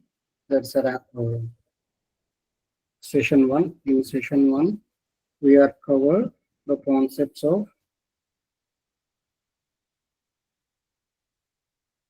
introduction to quantum cryptography and cyber security, an overview of digital threats, the evolution of cryptography, classical to quantum. So why cyber security matters in a connected with real world. This is the session 1 content. Right? So for the content for the complete entire session, it's an purely of an introduction to the quantum computing, quantum cryptography, and then what is the computing techniques, and what are the cyber security, and what are the cryptographic techniques, and how we can access within a real world within a classic to quantum operations. So this is the complete information related to this. And so for this kind of the theoretical information set, the session 1 is a completely theoretical information set. So for this kind of theoretical information set, there is no assessment path. So we will give the assessment pattern at the end of the complete session. So in the session 13, directly we will give the enhanced within a project model. With using of a quantum computing, we will derive within a result set. So at the end of starting session and the end of the session will be mine only. So I will show you the complete one capstone project related information set in the session 13 with using of how the quantum state will be working and how the quantums will be moving of information sets, and what are the technologies we are used, and what are the techniques, what are the algorithms we are used here. In that we will discuss in the session 13 at the end of the final stage. So here this is a completely session 1 is a theoretical approach, only the introduction to the quantum techniques, quantum computing, and then cryptography, and what are the classical cryptography to quantum cryptography techniques. So this is the completely session 1 information set. Any doubts regarding this from anyone? Means I will interact with the session people. If any queries will be there, I will interact and I will present regarding theory concept.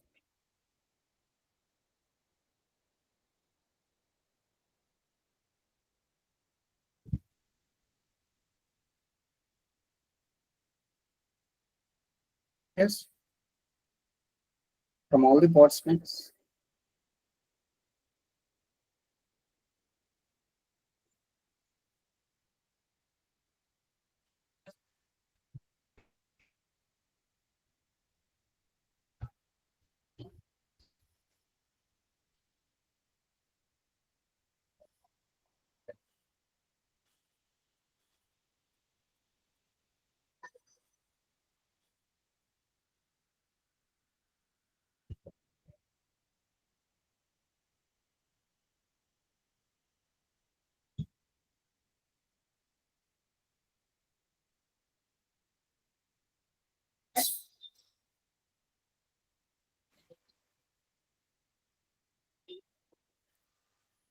Yes, at the end of the day, we will conduct an exam purely. I think so. It's from the first session, you will get a minimum of 5 to 10 questions. So completely, we will in that complete entire FDP program, there is an 25 marks or 50 mark question paper will be there. That is based upon the choice where the coordinator sir and co-coordinator sir they will prepare. So the feedback link will be provided at a single time at the end of all the sessions. I think so. Sir will be collect upon a feedback session, feedback from the individually or group of feedback, and directly they will collect from the AICT portal. You can give a feedback from the AICT portal also, no problem. Right. So you can log into your portal, and after that complete session, you will give a feedback to all the entire session or individual trainer.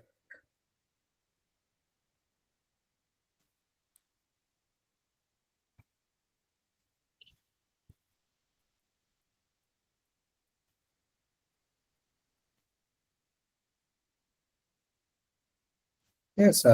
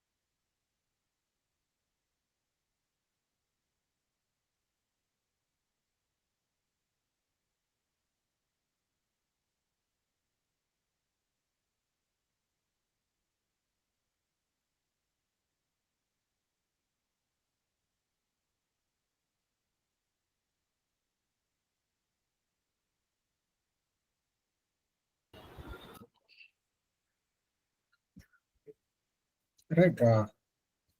Our respected coordinator sir will share the FAQs regarding this session. Right. So coming to the once again, I will overview the complete concept related to today's session. In the session one, we are discussing about the quantum computing. So first, computing means it is applying the techniques to perform a set of action.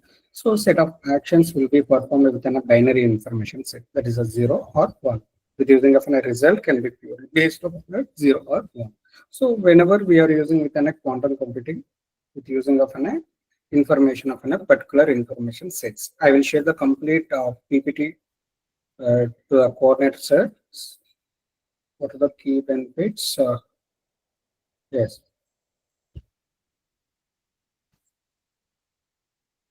Yes, sir. Nice question from the Vaageswari AML. I think to Srikanth Reddy sir. So what are the key differences between the classic bits and the quantum bits? So here the classic bits are only the 0 and 1. It will be execute any one at a single time. Either it is 0 or 1. It's nothing but simply of a label data set. Either it is 0 can execute or 1 can be execute. Coming to the qubits. Qubits will be automatically 0 and 1 with using of a continuously process. It will be verifying of a continuous process. It will be checking of a large quantum bits. So here, this is I will share the slide.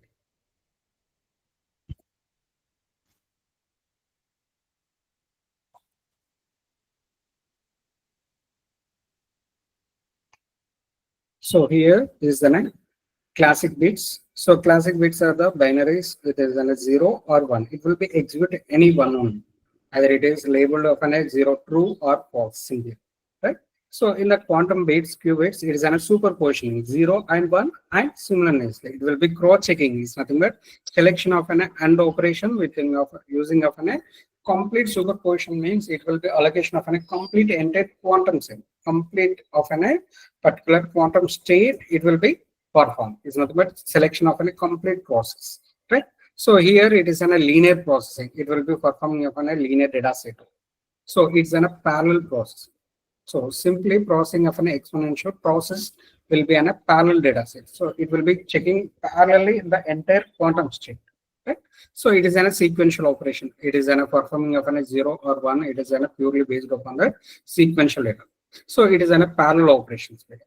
So parallel operations means it will be acting upon a multiple parallels information set at a single allocation. So that is a developing of a quantum computer with using of a qubits information sets. That is a complete of a qubit data sets, right?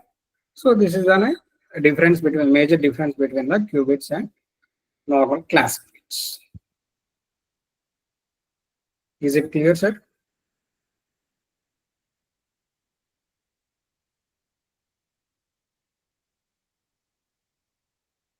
Yes, sir. I will share the complete session PPT to the coordinator, sir, and sir will share the complete PPT to the group or else AICT portal. Directly, you can download the complete PPT from the information set. Any more doubts regarding this session?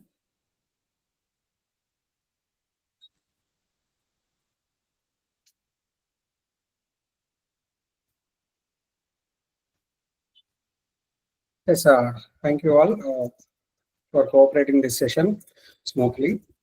And thanks to our college management and the principal sir and the coordinator sir and co-coordinator Sirajuddin sir, coordinator Chandramouli sir, for giving us a wonderful opportunity to giving us a session based on the quantum computing.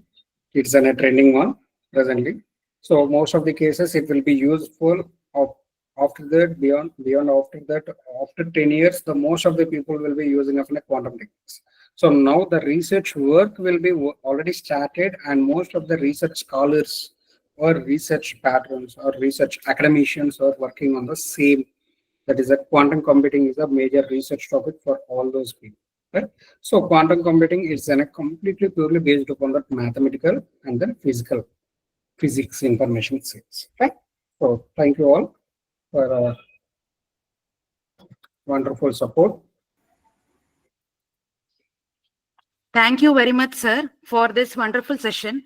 On behalf of all the participants and the organizing committee, I would like to express our heartfelt gratitude to you for sharing your valuable knowledge and insights with us today. Your inspiring session on the basics of quantum cryptography was very informative and motivating. We are very thankful for your time and effort in making this FDP successful. We look forward to learn from you, sir, on the 6th day of our FDP. Thank you, sir. Thank you, ma'am. And now I request all the participants to take a break of 10 minutes and please rejoin at 7:50 again. After 10 minutes, our second session will start. So I request all the participants to come back at 7:50 again.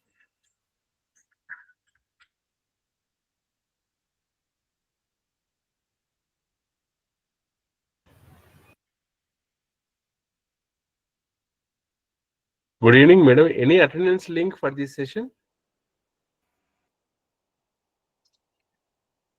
Yes, sir. Coordinator, sir, will provide, sir.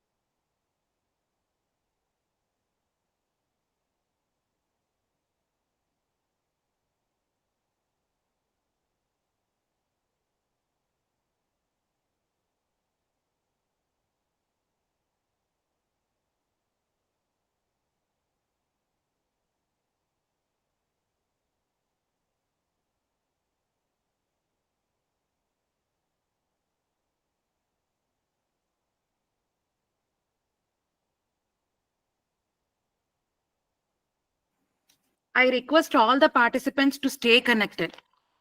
After 5 minutes, our session will start.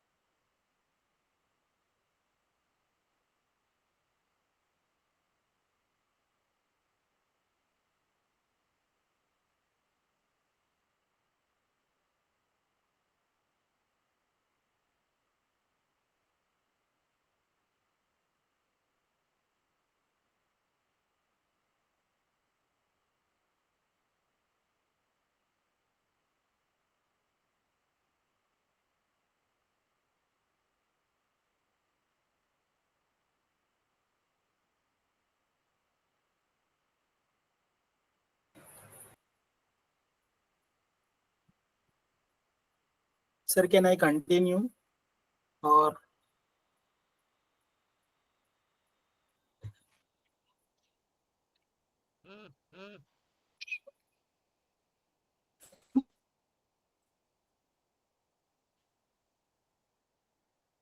Hello, sir. Madam sir వచ్చారు.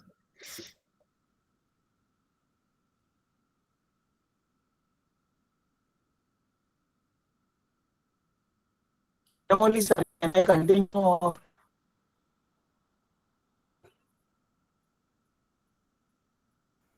Yes, sir. Now I feel privileged to invite our esteemed resource person, Mr. G. Anil Kumar Garu, who is a data analyst, Allied Idea Solutions India Private Limited, Hyderabad, who is having 15 years of experience. We are very grateful that you have accepted our invitation, sir, and are here with us today. We kindly request you to please start the session and share your valuable knowledge and insights with all of us. Thank you, sir. thank you, madam. So good evening, all. So welcome to you all for Atal FDP. Sir, can I present my screen? Sir, it's showing you are not allowed to share your screen. You can ask the meeting host to turn on screen sharing.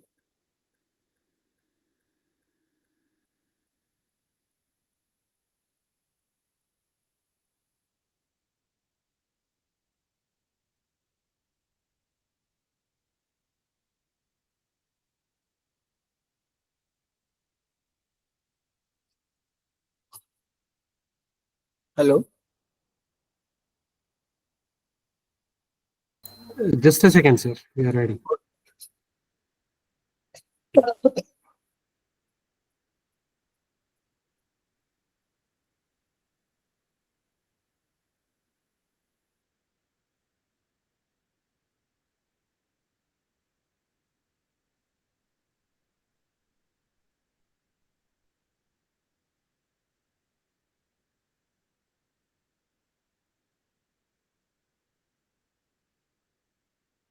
Sir, it's done. You can share the screen, sir. Okay.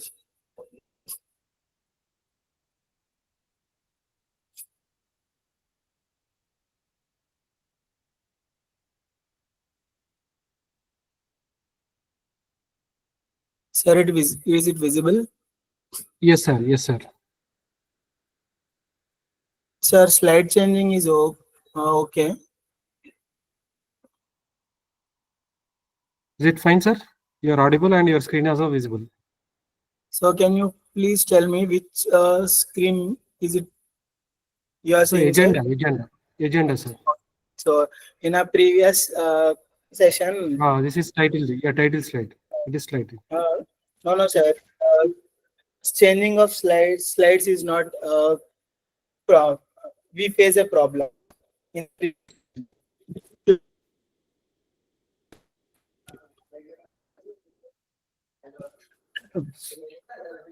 So in this session, we discuss about the quantum safe machine learning, securing AI in the post-quantum era. So here the quantum computing is an advanced concept. So with the quantum computing, we need to provide a more security, as well as we need to do a fast calculation and fast computings.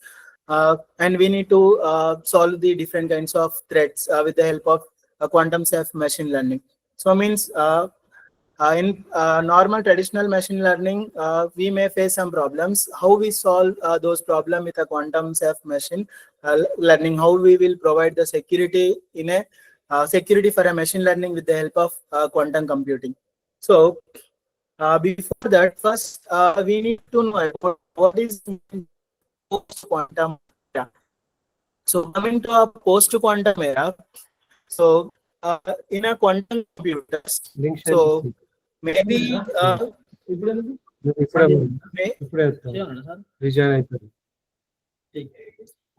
maybe we may face we may see this quantum computing in a 7th generation or 6th generation computers. So this is a very advanced concept.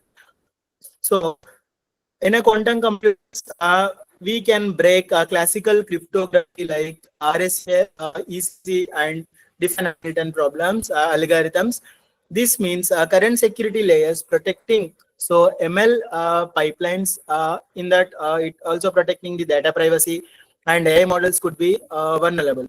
So we need quantum computers for what purpose? We need a quantum resistance method to reduce the to reduce or to secure the ML in a training, inference, and deployment. So in for give the security to the machine learning, we use a quantum computing. So coming to the next, so this is the agenda. Means these are the things we will discuss in the. So the first one is quantum. So in the fundamentals, we will learn about how to understand the quantum mechanics principles and their implications for a security.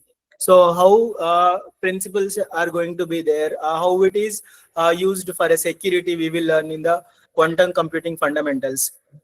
So coming to threat landscape, here we will discuss all threats related to the quantum. Threats means attacks. So we will discuss all those things in a threat landscape. So how quantum computing challenges current ML security approaches. How it gives the tough competitions to a current ML security approaches. So that we will learn in a threat landscape. So next, quantum resistance algorithms. So in a quantum resistance algorithm, what type of algorithms, what type of models we are using, and what type of data we are using, what type of cryptographic techniques we are using to protect the ML models, that we will learn in a quantum resistance algorithms. So next, coming to implementation strategies. So how we will implement all these strategies and all these models to give the security to our machine learning, all we will learn in these implementation strategies. So the practical approaches to secure machine learning. So pipelines against quantum threats. So we learn these two things in implementation strategies. So coming to future proofing ML systems, long-term strategies, and industry roadmaps. So this is the last agenda of our session. So coming to the next first one. So fundamentals of quantum mechanics in a cryptography. So so here the main intention of a quantum computing or a quantum cryptography is to provide a security to the machine learning models, means ML models. That is the main motto or main intention of this quantum computing or quantum cryptography. So in the fundamentals, quantum mechanics introduces revolutionary principles that fundamentally transform how we approach security. So in these fundamentals, it will explain how we can approach for a better security. So here the first superposition, it means qubits exist in a multiple state simultaneously until observed. So here we will discuss about the qubits. So these qubits are the main things. So everything will so everything is based on qubits only. Okay. So superposition, we will discuss about qubits existing in a multiple states. So actually, what is mean by a qubit? So qubit is the basic unit of information in a quantum computer. So it is the basic unit. So in classical computing, a bit can be either a 0 or 1. But in a quantum computing, a bit can be a 0, 1, or a, that superposition of both at the same time. Okay, so in a normal we use a 0s and 1. Here we use a 0, 1, and a, that is superposition of both a comma 0 and 1, sometimes at the same time. So entanglement means paired qubits maintain instantaneous correlation regardless of a distance. So next, no cloning theorem. So quantum states cannot be perfectly copied without a detection. So next, quantum uncertainty. It measuring one property affects others, making eavesdropping detectable. So these four are the main fundamentals of the quantum mechanics. So by using this, we will calculate, we will do the computation parts for a security. Next, quantum key distribution, unbreakable communication. So how we can communicate in a quantum computing or a quantum cryptography. So here, cryptography means we need to hide the data and we need to send the data in a secure way, in an encrypted way. So that is nothing but a cryptography. So for that, cryptography, we may face some problems. They proper with our traditional cryptography. So with RSA and so with the help of quantum, we can provide a more security. So QK leverages means quantum key distribution leverages next to keys that cannot be intercepted without a detection. So here we will generate different kinds of keys for a security purpose.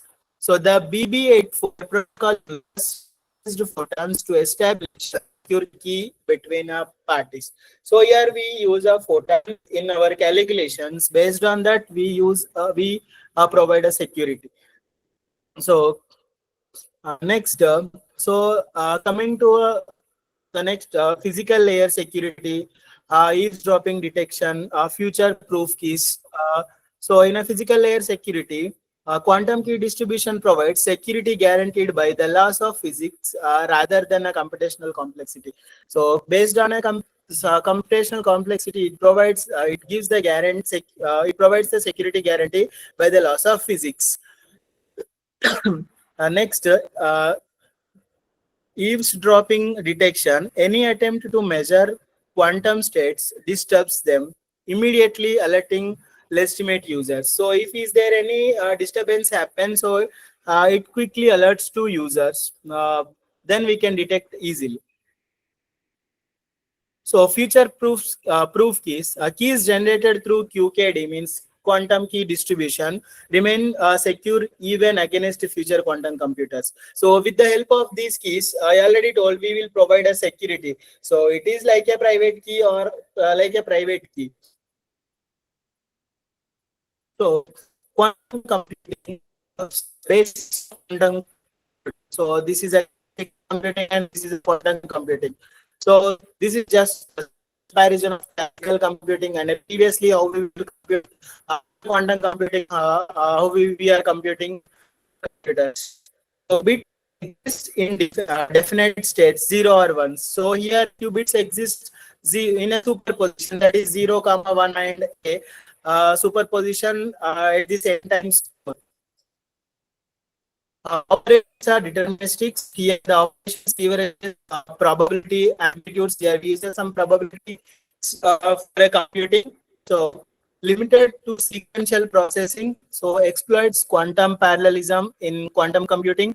So here the complex problems require exponential time. So can solve problems exponentially fast. So in classical computing, so sometimes there may be a problem to solve complex problems. So even if we solve it, takes much time. So in quantum computing, we can solve in easy and quick way. This fundamental shift in computing paradigm creates both unprecedented opportunities and security challenges for ML systems. So it provides some opportunities and security challenges for ML systems. Next, quantum building blocks. Quantum building blocks. Here we can see gates and circuits. How we can implement these logic gates and circuits in a quantum computing in computers. So quantum gates. So here, unlike classical gates, we use AND or NOT.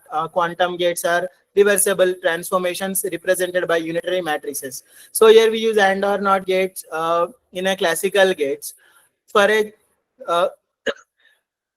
quantum gates are reversible for a transformation purpose. We use these gates. So here Hadamard gate H creates a superposition. It creates a superposition means qubits.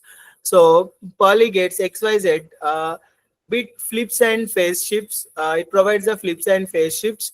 C0 gate entangles qubits.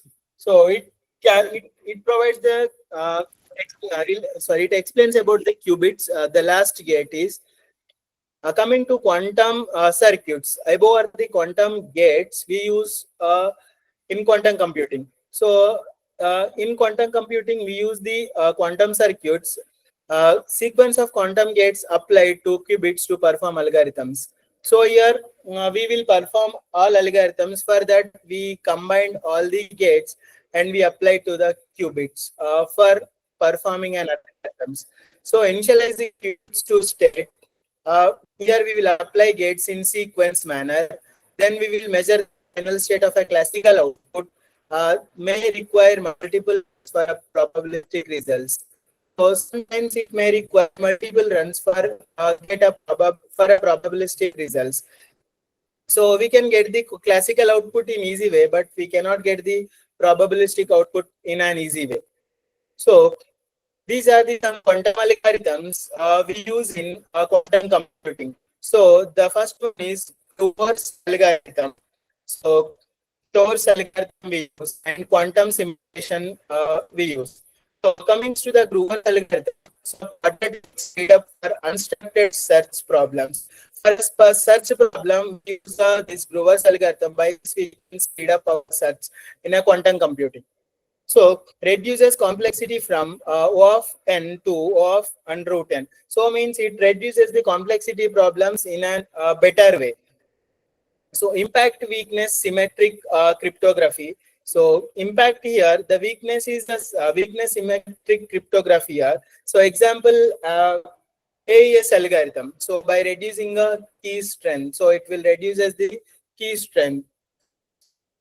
Coming to Shor's algorithm, so in exponential speed up for integration factorization. So here also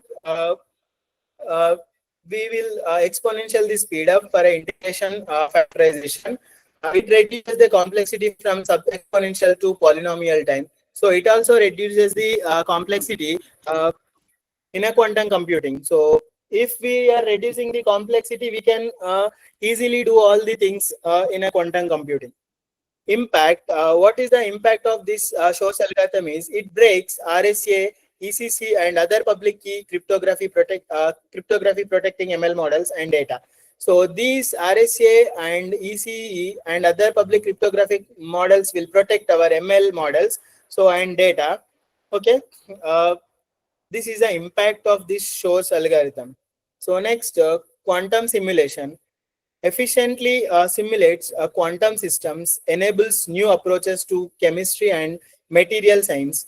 What is the impact of this quantum simulation means efficiently simulates means it provides a better simulations in a quantum systems. So means quick calculations, we can say quick computing also we can say. So impact could revolutionize drug discovery and materials for AI hardware. So we can also discover a drug means a medicines in a fast way. So it will calculate the particular drug.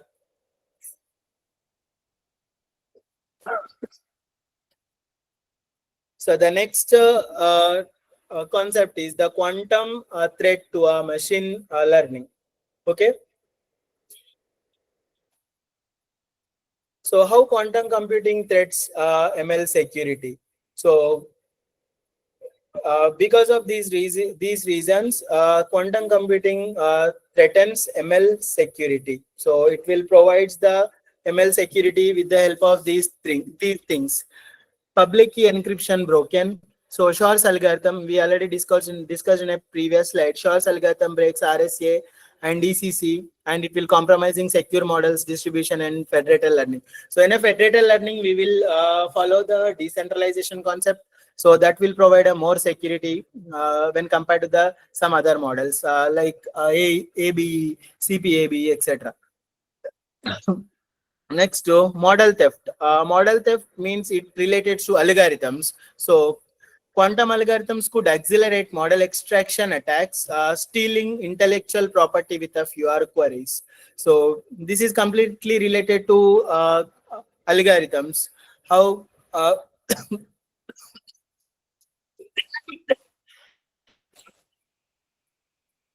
how quantum algorithms could accelerate model extraction attacks. How the quantum algorithms are extracting these model attacks. So it will it will in model theft. So coming to data privacy at risk. So at the time of risk, so how the data privacy, how we are providing privacy to the data. So encrypted training data becomes vulnerable, potentially violating privacy regulations like GDPR and CCPA.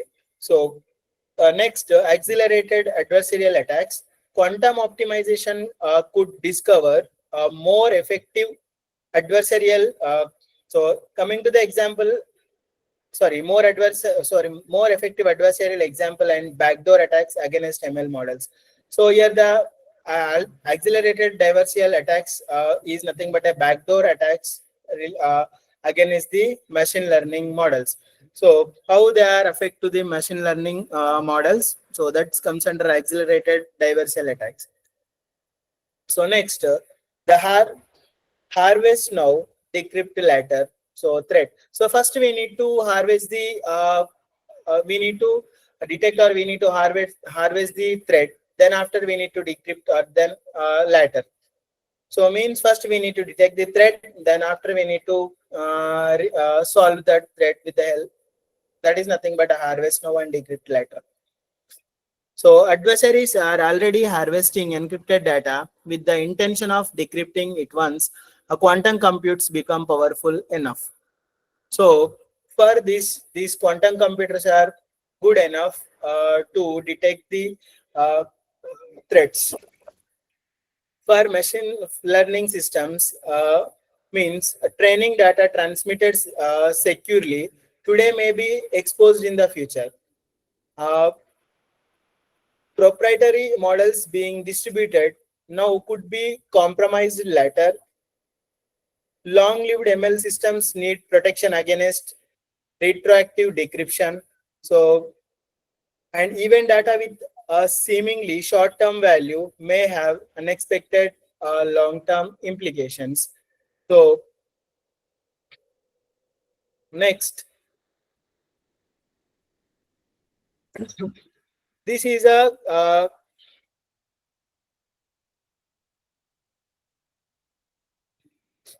this is the evolution of a quantum computing from 2023 to 25 and 25 to 27, 28 to 30, how it will improve in a future. So in a 2023 to 25, 400 to 1000 qubits we use risk assessment phase being security inventory. So yeah, the security is may less. So in a 2023 to 23 to 25. So coming to 2025 to 2025 to 2027. So qubits may increase 4000 to 10,000.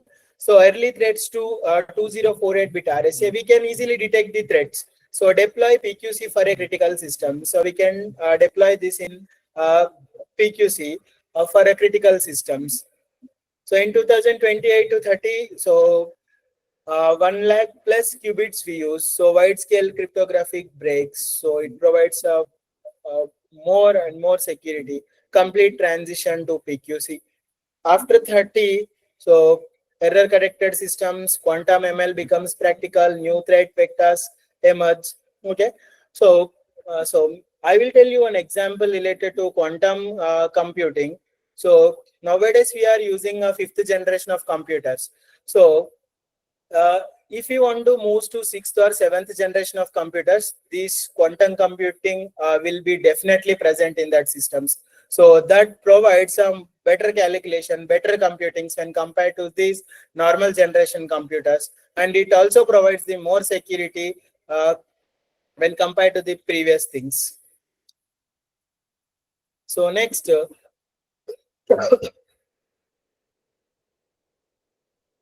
the next one is post-quantum computing. So post cryptography. So how it protects ML systems against quantum threats.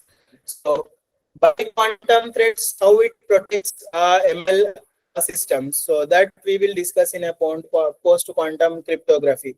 How ML algorithms are protecting with the help of post quantum cryptography. Okay, so see, post-quantum cryptography, the solution, how we are providing a solution to a solution with the help of post-quantum cryptography. PQC refers to cryptographic algorithms believed to be secure against a quantum computer attacks. So we are believing that algorithms, they are against for the security based on a quantum computer attacks. So NIST has been standardized in these algorithms since 2016. So since 2016, we have some standardized, NIST has been standardizing some algorithms. See some are, so lattice based, based on finding short vectors in a high dimensional lattices. So next, so here the example is crystals, Kyber means a key exchange. So by exchanging a key, we are providing a security in a lattice based concept. So crystals, dilithium, here we are using a signatures in this algorithm. So next, hash based. Here security relies on hash functions. Here we use some hash functions, hashing mechanisms, hashing techniques for a keys. So here we generate one hash key that is nothing but that is like a signature. So example is spin SPHINCS plus. So multivariate, based on difficulty of solving multivariate polynomial equations. So to solve a polynomial equations in a computing, we use a multivariate concept. So here we used it primarily for a signature. For a signature for purpose, we use this multivariate. So here we will solve a polynomial equations related to mathematical calculations. Next, code based. So based on error correcting codes, if is there any errors, we will correct with this code based techniques. So example, classic MCLI. LIs. So this is nothing but an encryption. With the help of this encryption, we are providing a security. So we are providing all the solutions with the help of PQC, that is a post quantum cryptography.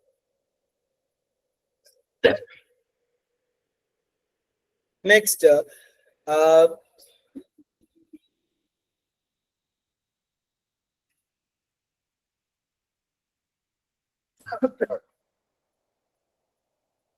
NIST PQC standards, status and timelines. So these are some NIST post-quantum standards in that we are providing a status and timelines.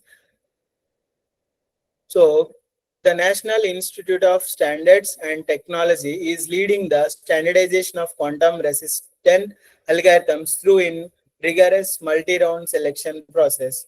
So here are round 3 winners of July 2022. Crystals Kyber key encapsulation mechanism, and crystals dilithium digital signature algorithm, Falcon Spinks. In a round 4, candidates under evaluation. So classic MCLIs, this is a code-based method. Then bike, lightweight coding-based chem, and HQC, Hamming quasi-cyclic, then psych. So these are next expected deployment timeline. So 2024 draft standards finalized. 2025 federator agencies being transitions. So next, implementing PQC in a ML system. How we can implement the PQC in post-quantum computing in a machine learning systems. So critical machine learning assets requiring a PQC protection. So some machine learning algorithms are in a critical assets So they may require PQC for a protection. So here we are using post-quantum computing for a protection as well as for a protection means for security.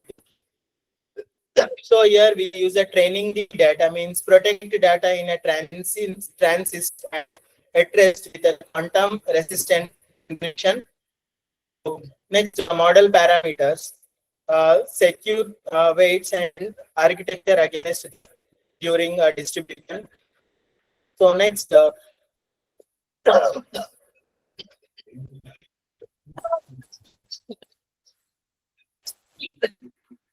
so inference APIs. So you use inference APIs to implement a PQC in ML systems. So here we use authenticate request with a post-quantum signatures and update mechanisms, ensure model update can't be compromised. So here we will update mechanisms. So federated learning. So secure communication between participating nodes. In a federating learning, we use a decentralized access for a secure communication purpose. So means no end-to-end. So each protection point requires careful consideration of performance requirements. So cryptographic eligibility and backward compatibility. So we need to see all those things while implementing the PQC ML systems for a better security or a protection. So practical implementation approaches. How we are implementing practically in ML models for a protecting. So the first hybrid implementation, crypto eligibility, so agility and layered defense. So combine classical and post-quantum algorithms. We will combine in classical and post-quantum algorithms in a hybrid implementation. So example RSA plus Kyber for a backward compatibility with aided quantum security. So the advantage of combining these two is maintain security even if one algorithm is broken. So even one algorithm is not working or it is not working or it is broken, and there is no problem with the security will be remains same. So that is the advantage of hybrid implementation. Next, crypto is agility. So abstract cryptographic operations behind APIs. So enable algorithm substitutions without outcomes. So we need to enable the algorithm substitution. Sometimes if you want the algorithm, we can, but it's not change in a code. So future proofs health systems against evolving threats. So these three points come under crypto agility. Coming to layer defense, apply use at multiple levels. So we need to apply quantum computing at different kinds of levels in multiple levels. So network transport and application layer. We need to apply all these things in network layer, transport layer, and application layer. Defense in depth against various quantum attack vectors. So this is a performance consideration graph. So this indicates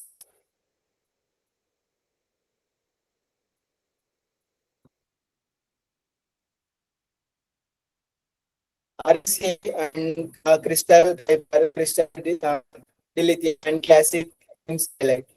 So this shows most quantum algorithms will have larger key sizes and higher computational requirements than classical algorithms.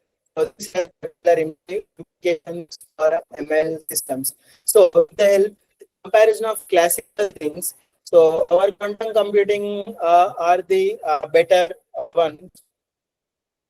That's what this graph will explain.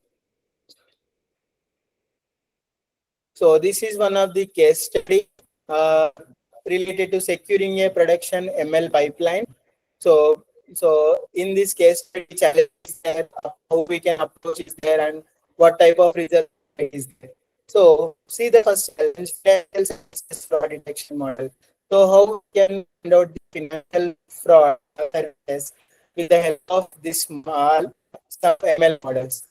Everyone bank secure the ML fraud detection system against quantum threats while taking millisecond level performance time transactions. So here one bank need to secure their frauds. They want to detect fraud with the help of ML machine learning algorithms with the help of against the quantum threats. So it should be done in a quick way, in fast way, and it should be in a real-time manner. So for that, how we need to approach to the financial frauds. So risk manage assessment identified model theft and data exfiltration as a primary threats. So we need to identify what type risk assessment and model theft, and we need to also we need to see the data. Next, hybrid encryption. So we already seen hybrid encryption and advantages. Implemented Crystal Kyber plus AES 256 for API authentication. So means for security purpose, we are implementing these hybrid encryption. Next, optimized implementation. So hardware acceleration for cryptographic operation. So phased rollout started with the non-critical endpoints, monitored performance. So coming to the results, successfully secured all ML endpoints with only 3.2 milliseconds.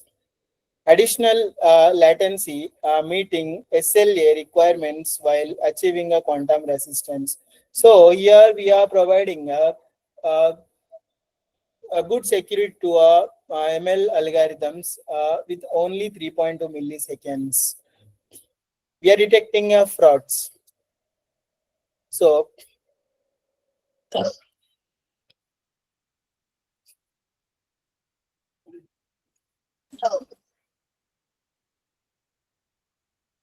So this is a roadmap to quantum safe ML system. So in that, inventory is there, risk assessment is there, implementation planning. We need to inventory means we need to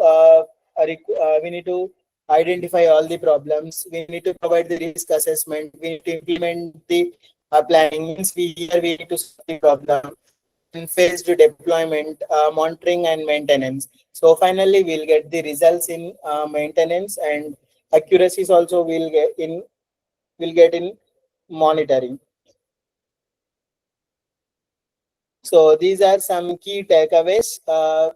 So act now, adopt PQC standards, build in crypto agility, balance your balance performance. Quantum computing fundamentals, implications for a cyber security. How these are used in cyber security.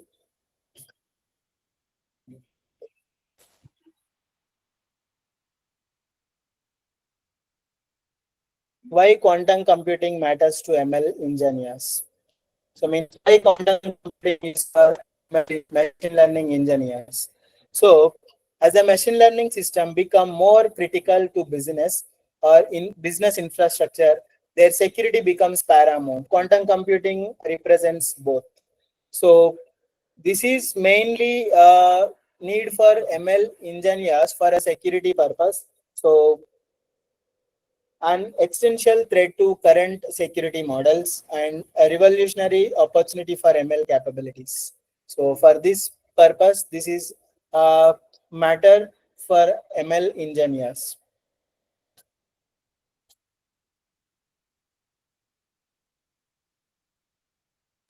Superposition, the quantum advantage. So 0, 1 or both sometimes simultaneously means at the same time. So this is means a qubit. This allows, this is a classical bit, either 0 or 1. So coming to quantum bit, can exist 0, 1 or both simultaneously until measured. So this allows quantum computers to process vast amount of possibilities in a parallel, exponentially increasing computational power for a specific problems. So by this quantum, we can do the calculation in a quick, faster way. So when compared to the classical bit. Superposition in action. So if it is in action, superposition, what will happen? So a single qubit in superposition essentially represents two states simultaneously with just 300 qubits. A quantum computer can represent more states than there are atoms in the observable universe. So if it is in action, this will happen. So means it represents two states. So next, quantum entanglement, a spooky action at a distance. When qubits become entangled, they form a system where the state of one qubit instantly affects its partner, regardless of a physical distance. So, if when qubits become entangled from a system where the state of one qubit instantly affects its partner, sometimes it may affect its partner, so regardless of a physical distance. This property enables quantum computers to perform complex operations that would be impossible on a classical systems and forms the basics of a quantum cryptography protocols. So if is there any problem is not solved by the classical computing, so it is not impossible on a classical system, classical computing, that can be possible with a quantum computing with this.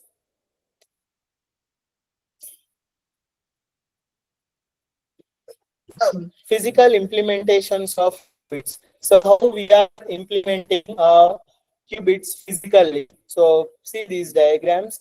So trapped ions, superconducting circuits, and photonic qubits. So with the help of photons, we develop a photon qubits. So this is a superconducting circuits, and these are the trapped icons. So with the help by these three things, we are implementing qubits in a physical manner. So see the differences between our quantum computing versus a classical computing. So in classical computing, binary bits 0 or 1. So already we see in these all the things in a first slide or second slide. So sequential processing, deterministic outcomes. So here the outcomes is a probabilistic. So here that is the sequential parallel. Processing here parallel processing. Parallelly this will be done. So there we use the binary bits 0 or 1. So here we use a qubits, that is a superposition of states 0, 1 or both. So excels at everyday tasks. So excels at specific complex problems. So limited by Moore's law. So limited by quantum coherence. These are the some differences between quantum computing and classical computing. Next, quantum threat to a cyber security. So most current encryption relies on a mathematical problems that are difficult for a classical computers. So quantum computers can solve these problems efficiently using Shor's algorithms. Those problems or those mathematical problems are critical in a classical computers. They can easily solve in quantum computers with the help of Shor's algorithms. Shor's algorithm, so the cryptographic breaker. So actually what is the Shor's algorithms? So it is developed by Peter Shor in 1994. So this quantum algorithm can efficiently factor large numbers and compute discrete algorithms. So it works mainly works on discrete mathematics and discrete algorithms. So effectively breaking. RSA, elliptic curve cryptography, defined Hamilton key exchange problems, DSA, digital signature algorithms. So this will work on all these things. While quantum computers capable of running Shor's algorithm at a scale don't yet exist, the harvest now, decrypt later threat means encrypt data being collected today could be decrypted in the future. So it may be collected today, but it could be decrypted in the future. So that is nothing but a harvest now and decrypt later. So this is the quantum timeline. So I already told sorry, that is the different thing. So in 2019, Google claims quantum supremacy with a 53 qubit Sycamore processor.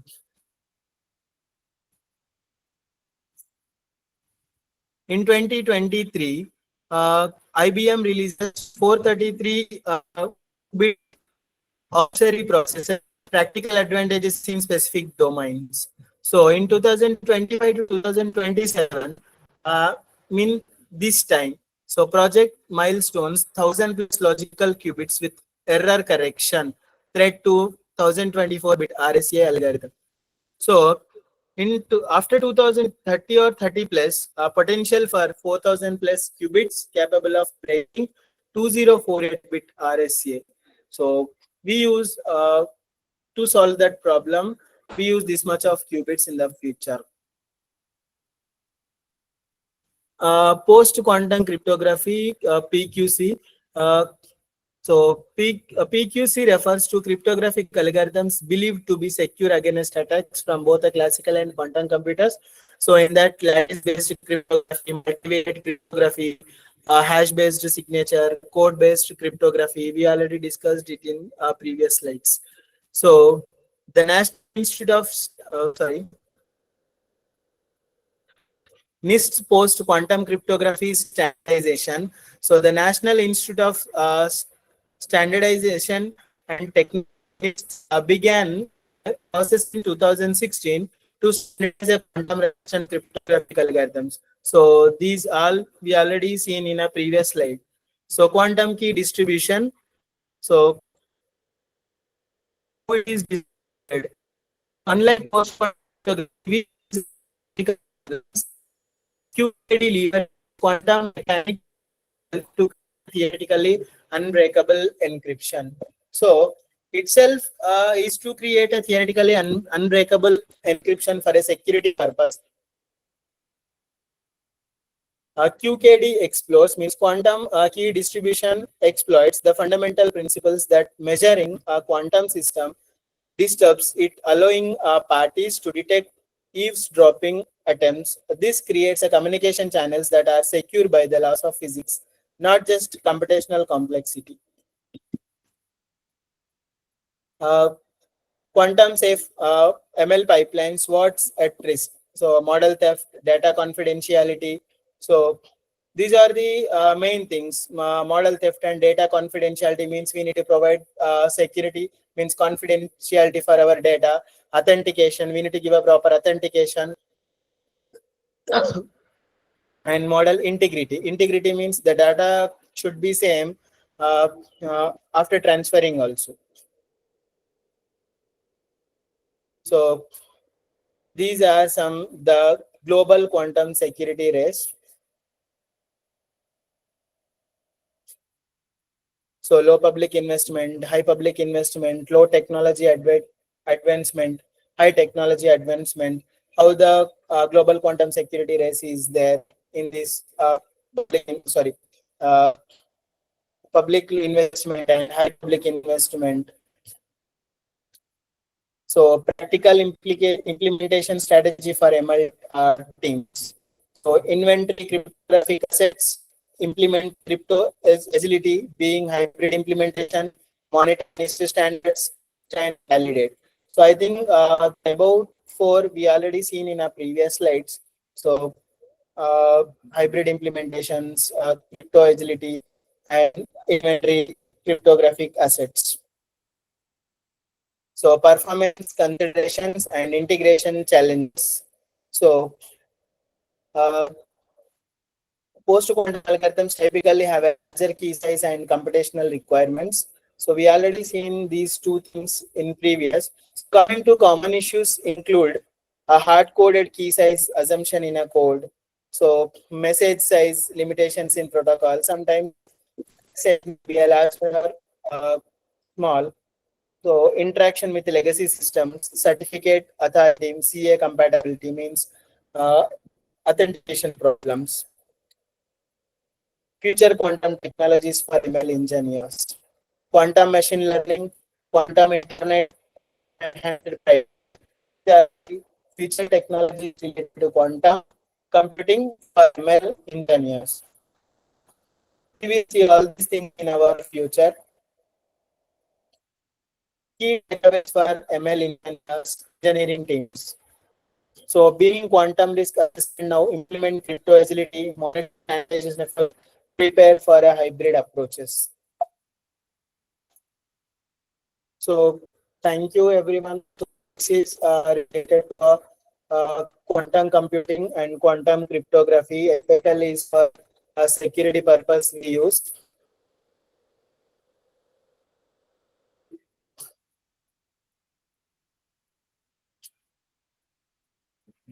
Hello.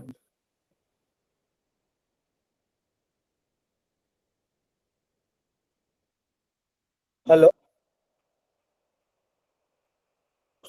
Sir, can I disconnect because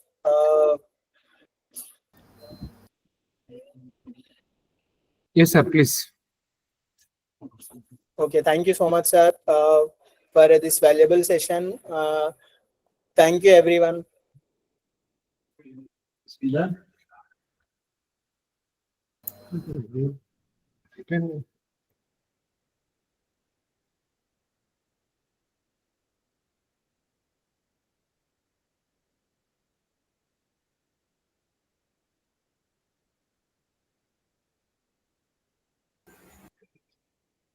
Yeah, all participants, we have a quiz for another 10 minutes. Please, I'm sharing the link. Please open the quiz and participate in the quiz.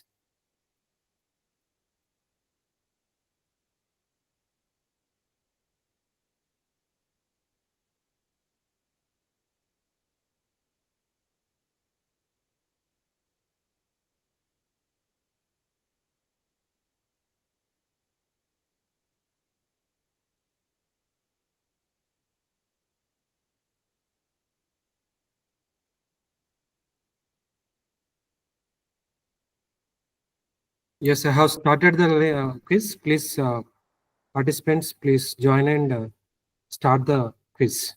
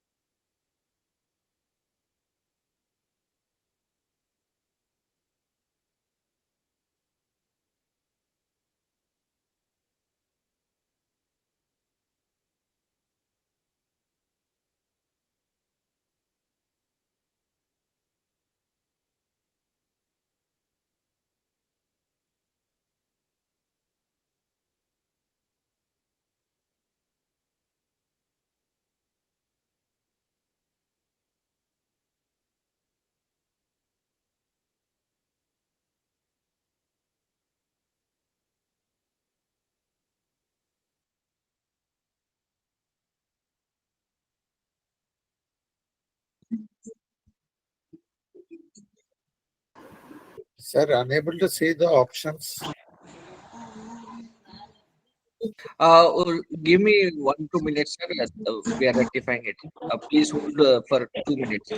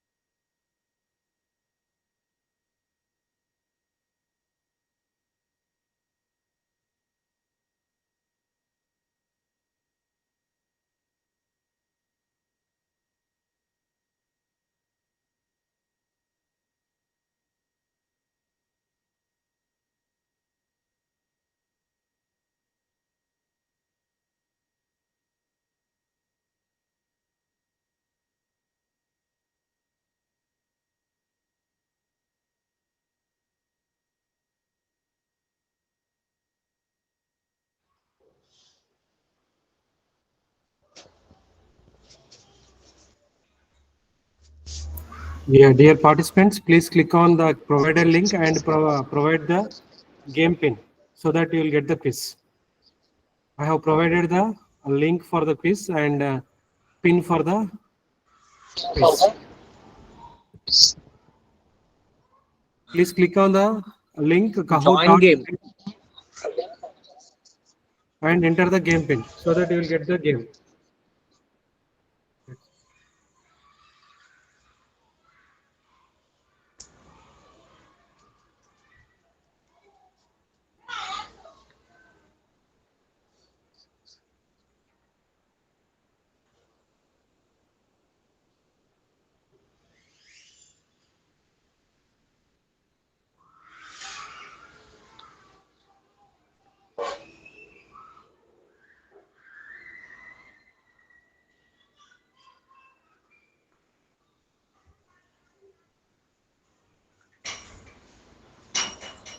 Please join as soon as possible.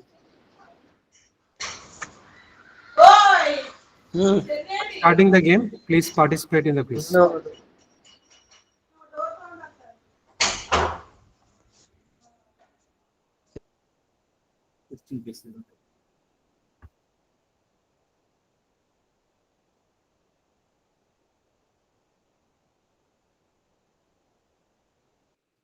Is it joint game or gameplay, sir? It is a quiz. No, sir. In the quiz, when you are going to be joint game, it's showing or play game. Join game. You will get a pin. Pin. What is the number we have to enter? I have shared in the chat box. Please go through. Okay, sir. Okay, sir.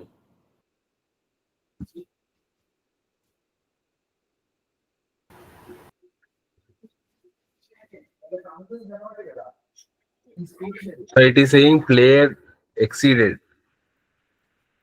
You are getting the questions on the screen. You can go through that. Limit exceeded, it's coming.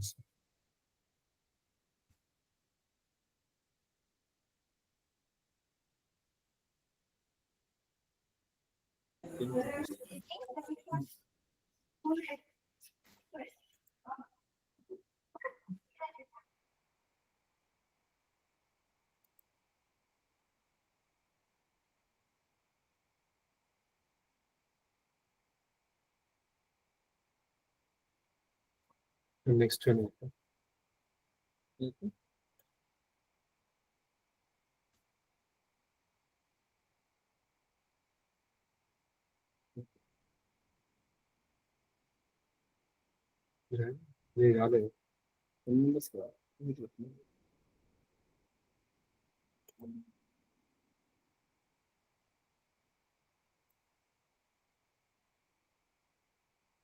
It's saying player limit reached.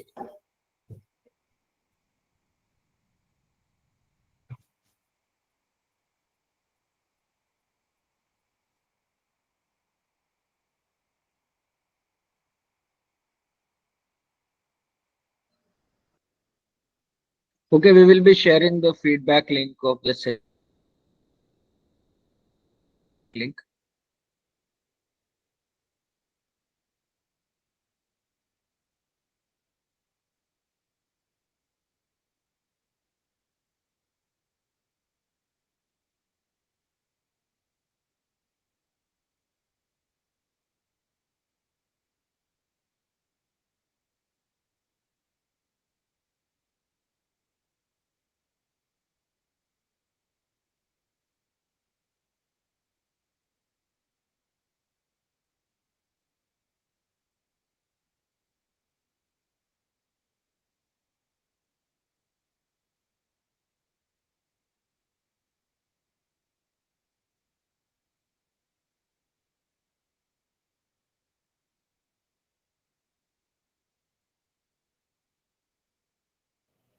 It's saying player limit exceeded, sir.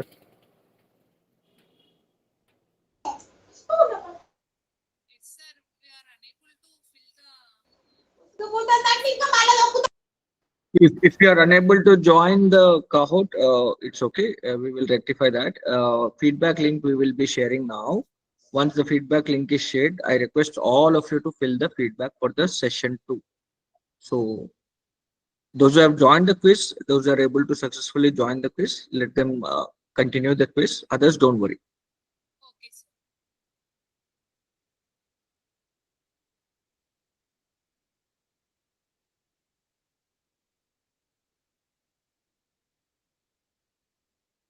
Sir, are you able to hear my voice, sir? Hello? Hello? Hello? Hello. Yes, who is speaking? Your voice is extremely low. Sir, nothing.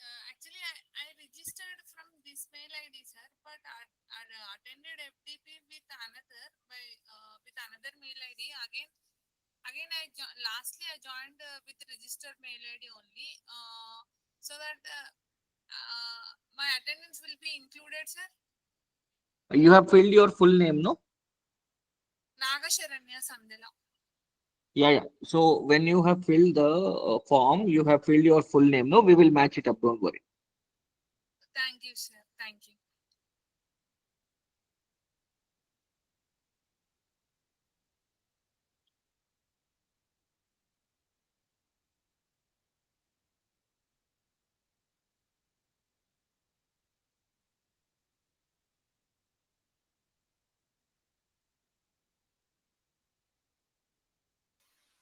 Sir, for session 2 also, you will be providing a feedback form, sir. Yes, yes. We will be sharing session 2 link in 2-3 minutes. That's all. Yes. And for this 5 days, the timing will be same, sir? Evening? Yes, 6:30 to 9:30 every day. And last day timings are different. We have provided the details in the schedule. If needed, we will post again in the group. But tomorrow onwards, next 3-4 days, it is 6:30 to 9:30 p.m. Sir, please add my number in WhatsApp group now, sir. Okay. Do one thing. I'm just typing my number. Ping me on that. We will add you. Okay, okay, sir. Hello, good evening, sir. This is Divya. Yes, ma'am. Sir, actually, I'm logging with a different mail ID, which is not registered in Atal FDP. Will it okay, sir? Will it consider? In the full name section, you have entered the right name, correct? Yes, yes, sir. That's okay. We will rectify that. But tomorrow onwards, if possible, try to join from the same email ID with which you have registered. With Atal. Okay, sir. Yeah. Thank you. Thank you for participating in quiz program. And here third place is Sambi, with, who has been signed in with B. And second place is Shekhar. And third place is Raghu. Congratulations, Raghu, sir. Thank you. Just please be waiting. I'll be sharing the link, session 2 attendance link and feedback link.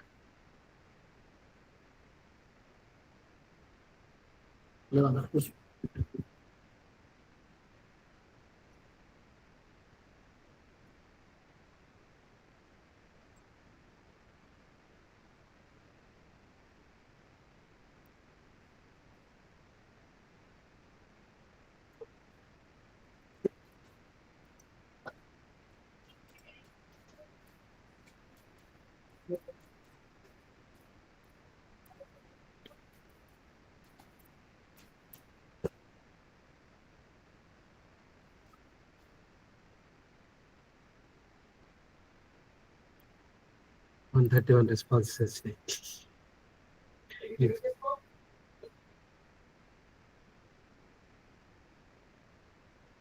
Divya ma'am, still you have some questions? Your hand is still raised. Divya Sarabudla.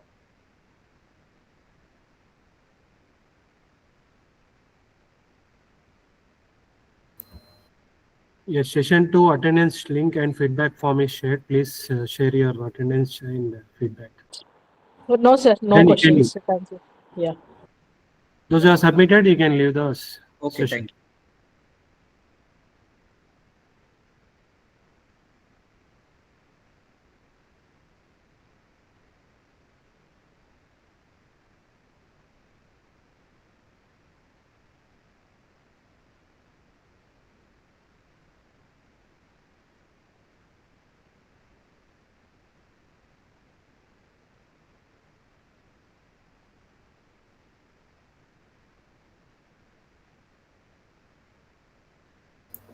We have another 5 minutes. Please submit your feedback and attendance as soon as possible.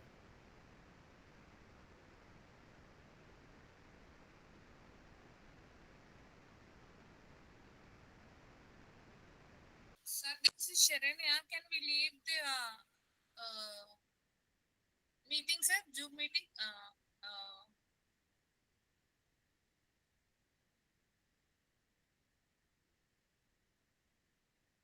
Hello? Yes, yes. What's the problem? Sir, this is Sharanya. Sir, can we leave the meeting now? Yes, yes. If you have filled the Google form feedback link, and then you can leave. Everybody can leave. All those who have filled the form, they can leave. Thank you. Thank you, sir.